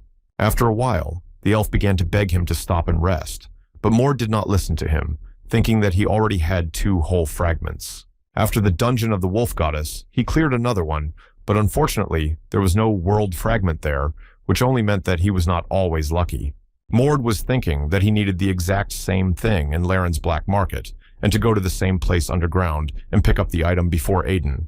Finally, they stopped for a rest at an inn, and Mord told Kill that they would rest until nightfall, to which the elf asked not to leave without him. He fell to his knees before him, begging him not to leave him, but to take him with him. Mord, meanwhile, went to bed, and muttered that he knew Keel was reporting everything to Eilden, and that he didn't need to hide it, to which the elf was embarrassed, and began to say that it was not so. After a moment's thought, he finally admitted that he was reporting regularly and was going to go get some money because their hotels and lunches had depleted him a bit. He promised to come back, saying that nothing would happen to Mord in such a short time unless some madman broke in, and left laughing. An hour later, Keel returned to the hotel and stood in front of it as if it were on fire, and all the people were running around the square in panic. For a moment, he thought he could even predict the future. The pieces of the puzzle from which the ancient gods created the world were special. In one, there could be huge seas with lava where fire spirits danced, and in the other, hot deserts. And like puzzles, they could not always fit together, but if they are assembled into one whole, they will give great power to these fragments. The world of the mind, which could be accessed at any time, could be trained in, and the experience gained could be stored. For other soldiers, it looked like meditation, but in reality it was a real training. A fragment of the world in the tomb of the god of the duel had a huge mountain that rose to the heavens, and in the other was a forest. They could unite, and therefore, the world. It could expand. Mord knew that the power could become greater, and so it would be very interesting to explore this area. The boy could use these puzzles and move as if in reality. The forest and mountains looked so realistic that he could feel that everything around him was real. Meanwhile, the hotel was burning like a match, flaring up more and more. People were in a panic. Women were screaming, and one of them started shouting that her child was in the building and tried to run in. She was hysterical and in despair, constantly repeating that her baby was there. A moment later, a man's silhouette emerged from the fire carrying her child. The distraught mother grabbed the baby and held them to her chest and began to thank the savior, who turned out to be Mord. Suddenly, everyone heard another child faint, and someone from the crowd shouted to take him to the magician. There was chaos and confusion around, and children lying on the square suffered the most from the fire. Mord was in a furious rage, not understanding who needed to drag innocent civilians into this madness. And looking up, he noticed a stranger in a cape leaping through the air. Mord appreciated his magic and realized that it was what he had set on fire. The guy grabbed a rock in anger, furious at everything that was happening around him, and he squeezed it in his palm so that it crumbled to dust, and Mord looked up into the night sky, searching for the arsonist. Finally, I saw someone jumping over the roofs of houses at breakneck speed. The arsonist was getting closer and closer, not seeing Morda ahead, when suddenly something pushed him. The stranger began to lose his balance from this unexpected blow, and he fell painfully on the pavement, but managed to land on his feet. The arsonist hysterically asked who he was, and his opponent replied that it was none of his business, because he was going to finish him off at that very moment, and his eyes lit up. The arsonist began to hysterically yell that he did not know who his opponent was, but considered him a petty criminal. But at that moment, Mord grabbed him by the hood, so that the arsonist could not even get his bearings. And having pulled off his clothes, he hit the arsonist with all his might so hard that he snapped his teeth. Mord hit him a couple of times more, kicking up dust and stones. The arsonist was only grunting from the blows and pain and finally fell down, unable to stand. The hood was finally asleep, and Mord saw the arsonist's face, half of which was covered with tattoos. Suddenly, Mord heard someone calling his name behind him, and the boy flinched in surprise. The stranger shouted that Mord underestimated his opponent and that he would corner him. Then let Mord get a clue and run away as fast as he can. And the arsonist threw off his cloak and laughed that he had won valuable time. But it was now that he would see its true power, and laughed even louder. Morda was thrown off balance by these words, and he stabbed the arsonist with all his might. The other blonde stranger only screamed at the blow, and Mord ordered him down. But I felt scared for a moment, and the thought that I should probably get out of here flashed through my mind. It was this desperation that gave Mord the opportunity to seize the moment, and he kicked the blonde in the back, sending him flying into the air. And he fell bitterly to the ground, and the stones scattered around him. Meanwhile, Mord came closer to him and ordered the blonde to kneel down and answer his questions. At that moment, Mord jumped up to the blonde and began to strangle him, and he started gasping for air. Keel and Mord approached him and again ordered the blonde to open his mouth only to answer questions. He asked him why the tattooed man was chasing him, probably because he was from the Second King Society. But the blonde assured him that he knew nothing, for which he received another punch in the jaw from Mord, who asked what the people from the Return of the Monarch unit were doing. And he finally answered that they had long wanted to revive King Archilich. The criteria for becoming a magician were simple. The second circle was for novice magicians. The fourth circle was occupied by medium mages, and the sixth circle was occupied by advanced mages. The eighth circle was made up of senior magicians who had quite high skills. But the people who reached the ninth circle were called supreme magicians, and the title Archilich was given to the supreme magician who became the undead. They were also called monarchs, to show their power over the undead army. Archilich from the Return of the Monarch unit had an additional plan. In case he lost his life, he divided his soul into several parts and sealed them so that they could be revived and put back together. And now his unit was looking for those very fragments of the soul that had been separated and sealed. Mord listened to all this and shouted to the blonde that the tattooed man was probably just some kind of savage fighting for a relic, to which the blonde replied that they were not savages. The blonde looked at Mord and thought that he was definitely from the Werner's family and wondered what would happen when he said his name. Meanwhile, Mord could not stand this skirmish in silence and swung his fist, and the blonde raised his hands and finally said his name, Grammelder. His unit had the goal of stopping 3 prophecies of the world's destruction, and one of them was the return of the monarch. And even if they attack now, they will still be able to turn the country upside down, Grimolder continued. And their Archilich is practically the god of death, and if he is revived, the world will end. In the novel, Archilochus was resurrected, but he was immediately defeated by Aiden and his boys and was able to stop the catastrophe. Mord looked intently at Grimolder and asked why he was also being persecuted, and he hesitated. Then he sighed and finally answered that it was because they had stolen something important from them.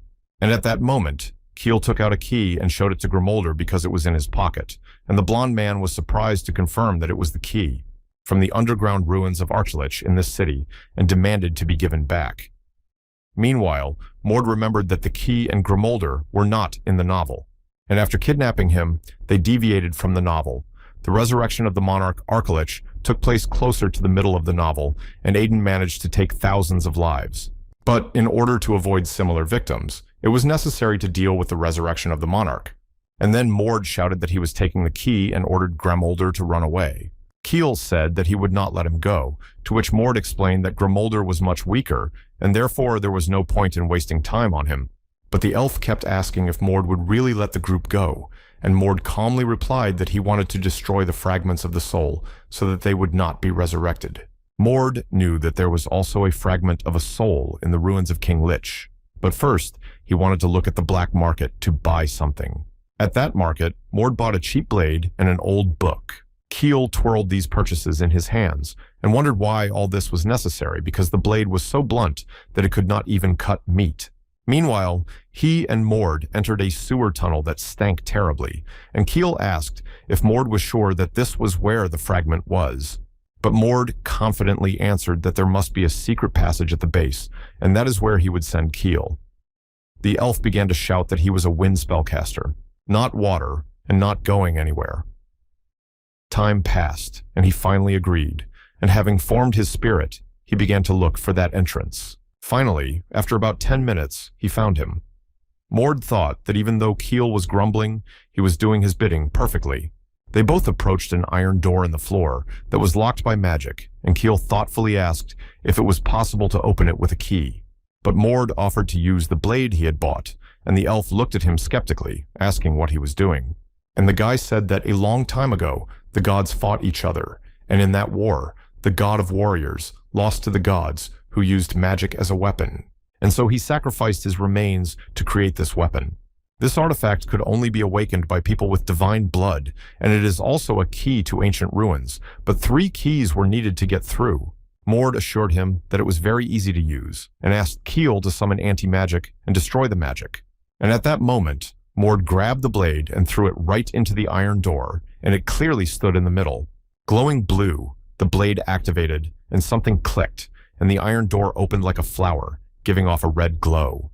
Meanwhile, the blade returned to Mord's hands and stopped glowing. Keel whispered in shock that he could not believe that Mord had bought that blade for the price of a can of beer, and perhaps if the seller had known, he would not have slept at night. Mord listened to him in silence, and then offered Keel to fulfill his wish and reminded him how Keel had promised to teach him secrecy and that Mord would take money for it. Take it with you to any dungeon, but not to demonic ones, but to those where you can experience romantic adventures with monsters and treasures.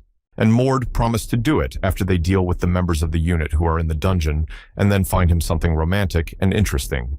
They finally walked through a huge tunnel, and Keel began to wonder how it was possible to build such a huge, secret place. After walking a few tens of meters, the elf asked that the unit was probably already here, so they could attack unexpectedly, and Mord answered that the unit must already know about them and that they would rather attack themselves. He meant the werewolf monsters, the goal.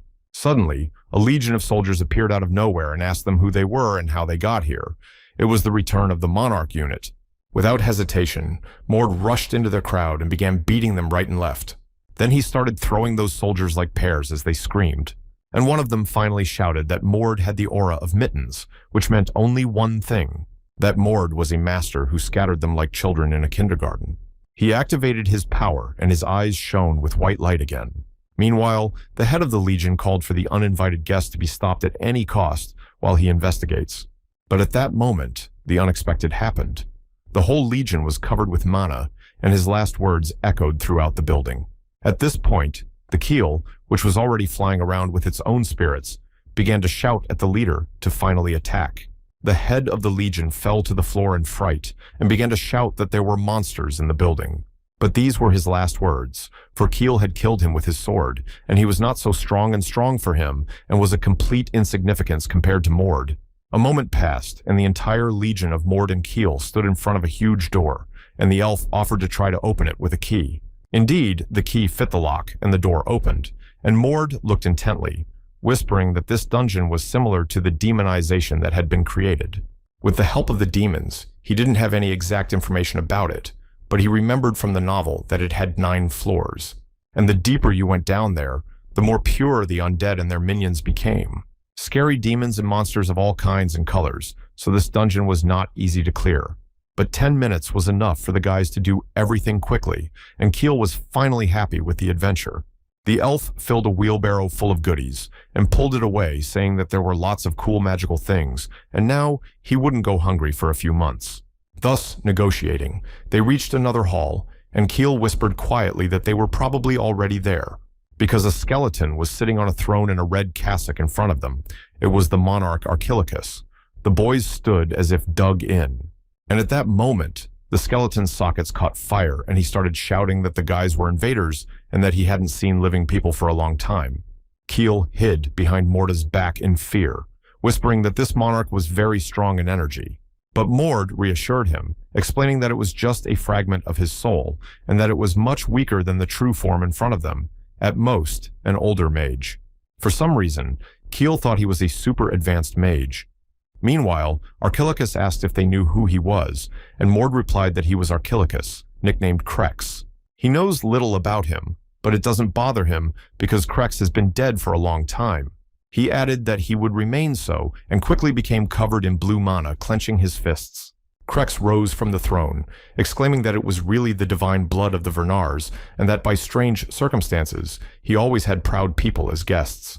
And the guy is just the garbage left over from God. And at that moment, he stretched out his bony hand and hit Morda. The stone walls around them turned into huge monsters, and Krex kept shouting that he would teach Mord the greatness of magic. But Mord didn't waste a minute and formed a ball of momentum and hit Krex with it. Before it exploded, throwing stones into the air, Krex just thought that this was exactly what Vernars expected. Such balls were nothing. But Mord did not retreat, and again formed a balloon and approached Krex as close as possible. And he hit the skeleton with a bullet and his fist, and it was engulfed in fire. But nothing happened to him. He stood there. At that moment, a whirlwind appeared out of nowhere in front of Krex and swirled all the air around him. Krex looked at him closely and noticed the wind spirits from the elf and was surprised to think that it was some kind of a petty trick. Drawing more air into his bare ribs, Krex shouted the spell, "Forbid the cursed forest," and an unknown force unleashed from him. That Keel saw in despair how his spirits were blown away as if by the wind from just one spell. But at that moment, a dagger from Mord flew into Krex's hand and stuck in it. Krex looked at him frightened, not understanding how he could pierce his defense, and he was still on his feet. Mord stared at him, realizing that Archilochus was indeed made of dark magic, but he was sure of the blade's effect, namely, at the fatal end of his life. And at that moment, something magical really happened, that Archilochus began to scream that he did not believe that something like this existed, because his protective cloak had disappeared, and a naked skeleton was already standing in front of Mord. Meanwhile, the boy wasted no time in casting the spell, Destroy Mountain. And Archilochus was torn to pieces, and only his skull remained intact, still screaming how he could lose to this Vernars. But Mord grabbed that skull and slammed it on the floor, saying that Archilochus was talking too much for a loser, and completely smashed it. Finally, Keel ran up to him, and Mord thanked him for winning the time, but the elf only blinked at the compliment. He replied that the blade was incredible because it had penetrated the magician's protective spell, but Mord explained to him that if the spell had been more active, it would have stopped the blade, but the defense was not very good, so he suggested destroying the core that was under the throne, where the guys found the fourth fragment.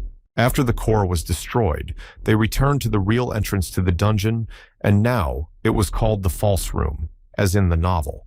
Suddenly, Keel grabbed his head and started screaming that everything was gone and running around looking for something. All his treasures were gone, and he rushed to Mord and started asking him if he knew about all this. But the boy did not understand what the elf wanted from him. Keel began to explain that this dungeon was closed 200 years ago and that there were a lot of undead in it, so they must have fallen into House's dream. He was in complete despair because in that dream of House, this world that borders on reality and dreams were made of strong information and were not real. It was like a virtual reality, and what you experienced in it became reality, but you couldn't take the looted treasures with you. Mord began to make excuses that he didn't know, and therefore didn't deceive the elf. And the elf was simply shattered by this event, like a huge grief. It came to him. Mord sighed and promised to reward the elf for his help in the battle to compensate for the lost treasure. But he added that Keel should not complain about such a reward later, and his eyes glowed with white fire, and mana swirled around him. And at that moment the guys fell somewhere, as if the floor had broken under their feet. Finally landing, Keel could not get up, having lost his balance out of fright. Meanwhile, Mord pointed to the light in the tunnel, explaining that it was a secret place that could only be reached by solving the riddle of the false room. But they didn't have to go through all the obstacles because the boy knew the way according to the novel, and they went to the room where they saw the jewelry. Keel began to stammer, asking what it was, and almost had a heart attack because the findings looked so expensive. This place really looked like a treasure room, illuminated by torches and skulls staring menacingly. They came closer, and the first thing they found was an incomprehensible bag. Mord explained that it was a bag that could hold 5 times the size of this room. In addition, only its owner could touch the bag, and if he was not around, he could retrieve it.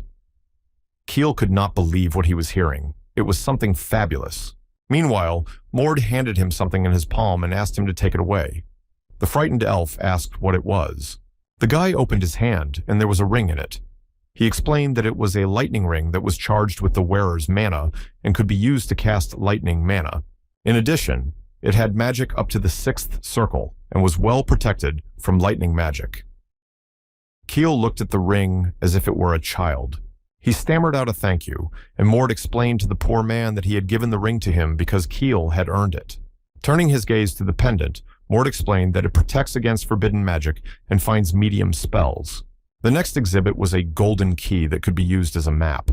Keel was frightened to ask that this key led to another part of Archilich. Mord nodded, adding that there were only 7 fragments, and hanging the pendant around his neck, he said that it was the 7 fragments that made up the only fragment of the world. They quickly gathered all the artifacts and were about to leave. But both of them stopped in front of the skull, and Mord explained that it was also part of the Archilich. In the dungeon, they were able to defeat only the manifestation of his consciousness, which was embedded in the fragment, and if it is not destroyed, he will return. In the novel, Aiden and his unit were unaware of this, and ignored the skull as a decoration. And as a result of this, Archilich was successfully reborn whole. Knowing this, Mord clenched his fist and successfully smashed it to pieces. Meanwhile, Werner stood in front of a magnificent tree, picking a red fruit from it.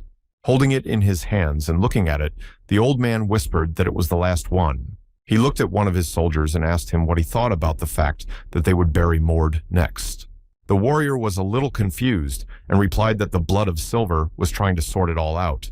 The novel describes that there were many secret organizations in the world, and only some were more than 500 years old because of the era that began at that time. The era of mortals and the era of legends had ended. But the Blood of Silver was an organization with a history of more than 500 years, and most of their top brass. It had divine blood. Werner's meanwhile began to eat the fruit, saying that Varen's death was a great blow to the Blood of Silver. He wondered how much. They prepared to destroy Mord. Meanwhile, the warriors followed the snout, inspecting every hole he left behind. Carefully examining the traces, they concluded that Mord had been at this place several days ago. There were 2 warriors, and one of them was laughing and commenting that this rootless man made him work so hard to find him. And exclaiming that he would show Mord the real hell, they went on to discuss their upcoming vacation when it was over. Several days passed, and Kill was worried about something and kept asking Morda if he was giving up. He remained silent, and Keel asked again what they would do because there were 8 months left before the end of the promise, with General Yilden, and Mord was running out of time. The problem was that in the novel, some parts were shortened, and because of this, Mord did not know about some things, and finally he said that they would go away, to free the cursed witch, and they did so, and received a very old sword. Keel was surprised by this, and began to ask what kind of sword it was. I asked Mord to tell me more, and he said that he had good informants, and began to tell me more. That the remnants of the god in his body showed the fate of their world, and Keel looked at him suspiciously, not believing his words. Mord sighed, thinking that he knew that Keel would not believe him. He was sure that no one would believe him, and it would be great if everyone believed his words, and the guys moved. Mord explained that they were heading to the southern region of the Lutvang kingdom. A few days of their journey passed, and Mord looked at the fog and explained that it was a witch's spell to keep everyone from going astray. People from the village told a legend that a witch lives in a swamp and uses fog to eat those who dare to come to her. And for 5 years, no one entered the forest, This fog paralyzed thinking and could control the visitor's actions as the witch needed. Keel grabbed his head, feeling the witch trying to get into his head, and the elf said that he had a good resistance to such magic. He was sure that he would be fine, but at that moment, the fog began to cause inexplicable hallucinations because he stopped seeing Mord. But suddenly, Keel started to feel sleepy. His eyes began to close and his arms and legs continued to move on their own. Mord stared in surprise at the elf, who was wandering somewhere in the other direction from him. He understood everything and reached for the bracelet he had received from the goddess of wolves, which had been charged with moonlight. He grabbed Keel's arm, trying to protect him. By the moonlight, after putting it on, the bracelet automatically activated and began to glow. In a moment, they were both standing in a bright light that blinded them, and at last, the gloom from Keel fell away.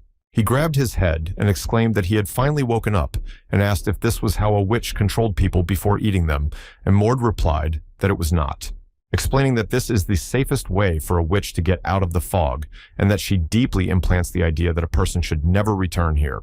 But Keel could not understand why a cursed witch could be so good, and Mord explained that evil and cursed are different things. In addition, people disappeared in the forest due to other dangers, such as the fact that there were many monsters. Or you could lose your life due to the magical effect of illusion herbs. People disappeared in the forest all the time, but it was still strange that it hadn't happened in the last 5 years. Keel thought about it because it turned out that the witch was not a monster at all. And Mord continued to say that it was true that the witch was a very beautiful woman from the Ilderva family, and many men from the village and the surrounding area fell in love with her beauty. One of them was a stranger who had divine blood, and he also hid himself as a witch like everyone else. He asked her to marry him, but the witch politely refused his feelings. It was this event that provoked the beginning of the girl's downfall because that admirer had a lot of power, and his family was the strongest among the troops they had. He had divine blood and was a member of the nobility, but the boy broke the golden rule of his family and called upon the spirit of a demon and became possessed by it. The guy felt that he would not be able to escape punishment if his family found out about everything he did, so he ran away, and that's when he met the girl. And after he tried to take her by force, and when the whole Ilderva family tried to stop him. Despite her pleas, the boy threw the girl to the ground. But at that moment, the sky opened, and the god Marius appeared in it. He grabbed the boy by the throat and began to strangle him, despite his pleas. Marius said that the boy must pay for breaking the golden rule and ordered him to become a sword that would never break, thus sealing the demon. She was punished, and the girl Marius told her menacingly that she had forced his family to commit such a terrible crime and that her sin was enormous. Therefore, she will protect this sword until the spirit of the demon evaporates, and only then will she redeem herself. Keel's mouth dropped open at this story because it turned out that the witch was not such a monster that ate people. A real victim of divine wrath, and she was punished for the actions of others. Suddenly, a whirlwind covered Mord, and he shouted to the witch that he had come to restore your good name. The wind, with thick fog, covered him more and more, and he rushed somewhere. That Keel was almost blown away and grabbed the dagger to hold on, thinking that even his spirit would disappear with such force if he summoned it. He stared at Mord, not understanding what he was up to, while the guy was already climbing into the air. He began to carve mana to resist the unbearable wind. Mord stared into the air, seeing only 2 red eyes, but he realized that this was probably the witch. Realizing that the road would be open for only a moment, and that he would create explosions in turn to quickly attack her, he rushed headlong to meet her. But suddenly, Mord landed on the ground again, telling Keel that the witch had awakened from her sleep and that the elf could not believe his ears. And at that moment, the witch actually descended in front of them, looking rather strange because she was a hairy, huge ball with big stone eyes. The guys were several times smaller than her, and Mord stood fearlessly in front of her. Meanwhile, the witch screamed that she had to fulfill her promise, calling Mord the enemy and began to advance on him. Meanwhile, Keel started screaming about what kind of magic it was because he had a feeling that a whole army of mages was pouring spells on them and asked Mord if he had a plan. And he replied that of course he did. He was going to beat the witch a little before saying the right word.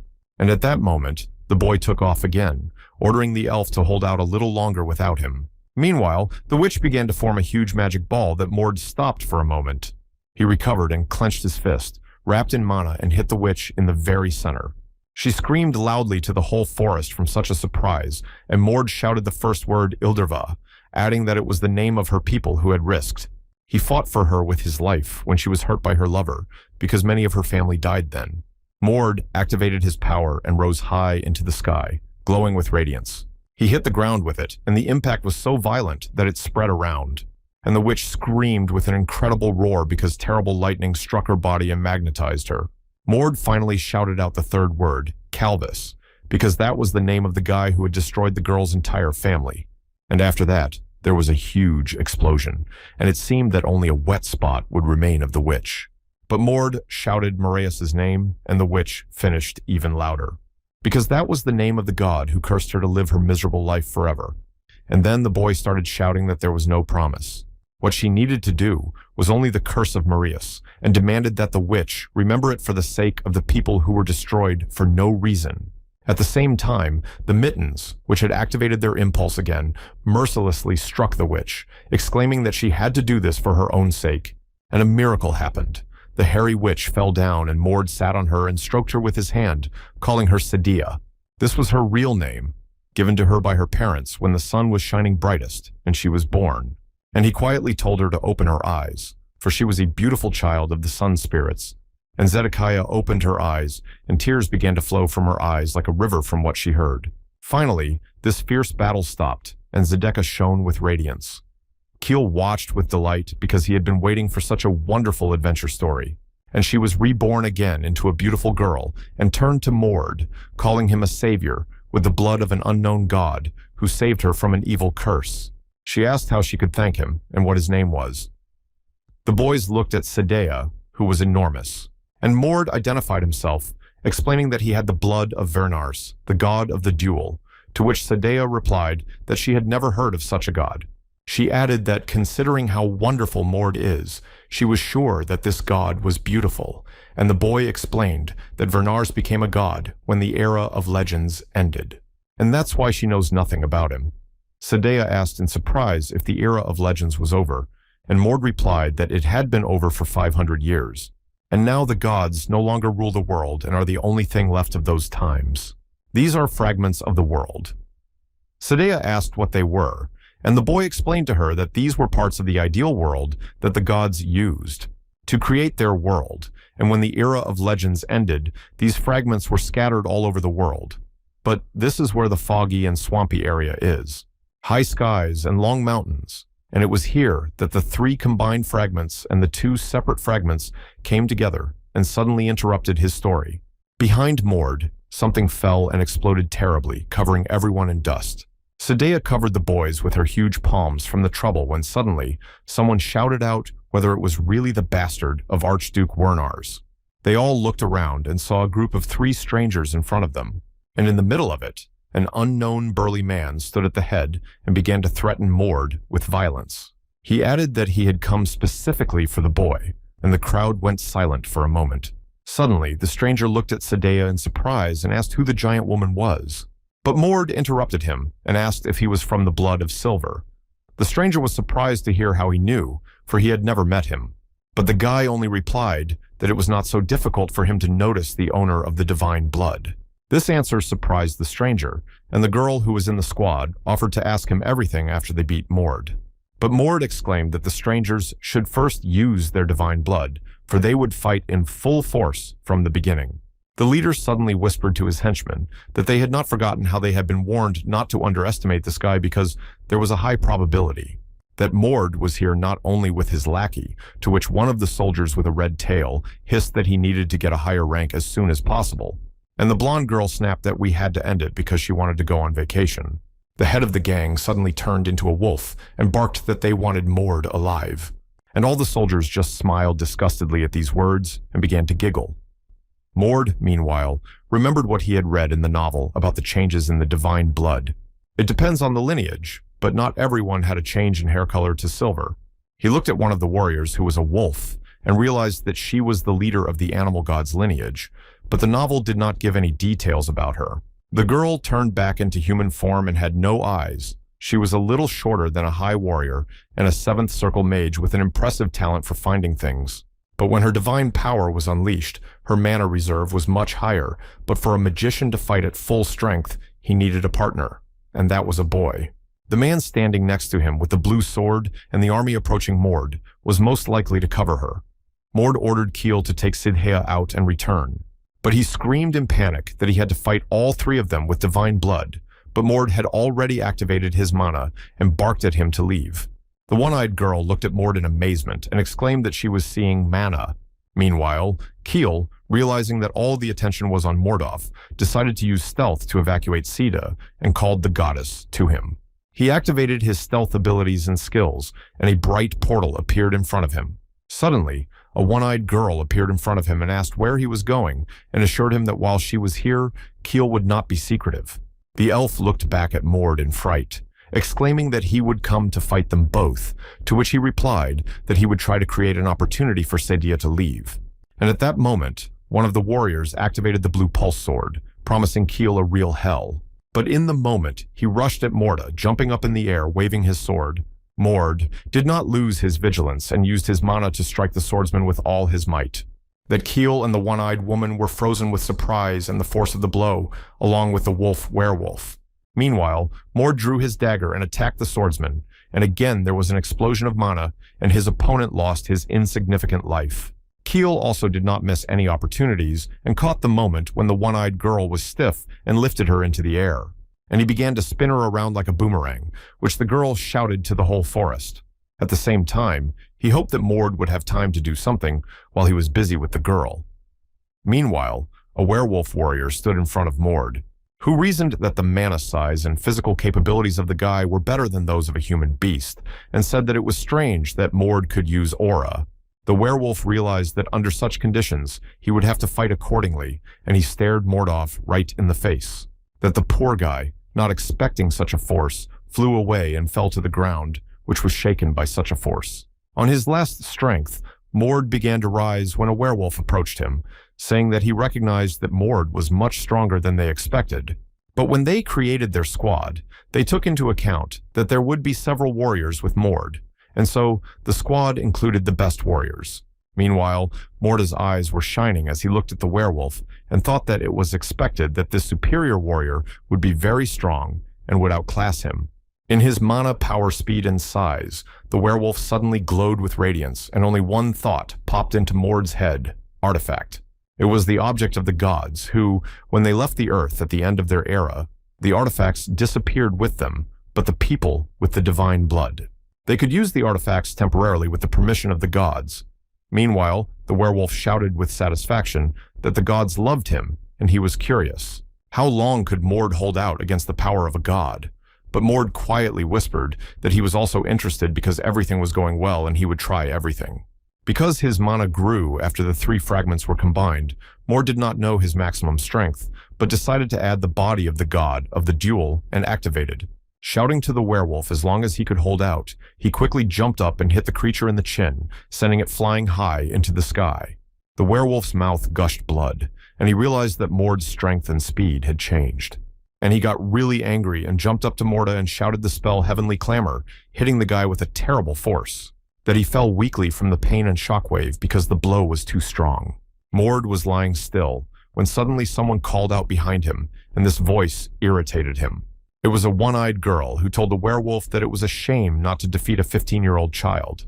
These words threw the werewolf off balance, and he exclaimed that it was really a shame because he was preparing for an entire army. But Mord thought about why this woman was here and what had happened to Keel, and he raised his head a little and saw the elf running away, probably from some army. Meanwhile, the werewolf shouted that Mord had surprised him, but with his wound, he would soon be finished. And he will do to him what Mord did to the werewolf the day before. Suddenly, they both looked up sharply from a strange scream and explosion. It was a one-eyed girl screaming in pain, one leg burning with flames. Meanwhile, Sadea watched and thought that she had backed off because they didn't want her to interfere, but it looked like she had to do something. For the divine blood of later generations and all these people were so far from the true God, but so proud as if they were those gods. For her, it all looked strange because in her time, everything was decided differently. She looked at everyone, and the sky began to burn with flames from her anger, and the werewolf stopped and stood as if dug in.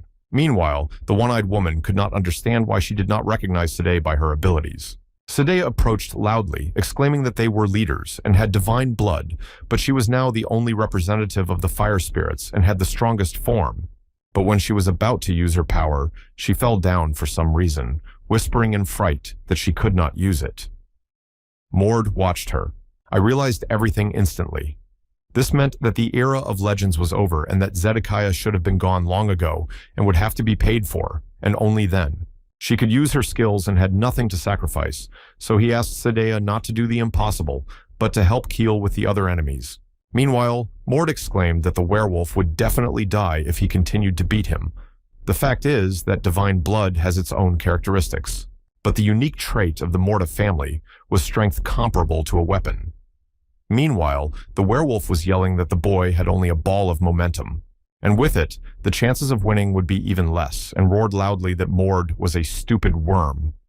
The werewolf's peculiarity was the lightning inside the pulse, and the victory was a destructive force, and so he was called the guardian of the thorns of the forest. However, this power still did not go well with the guardian, as it mixed with the momentum and disarmed him.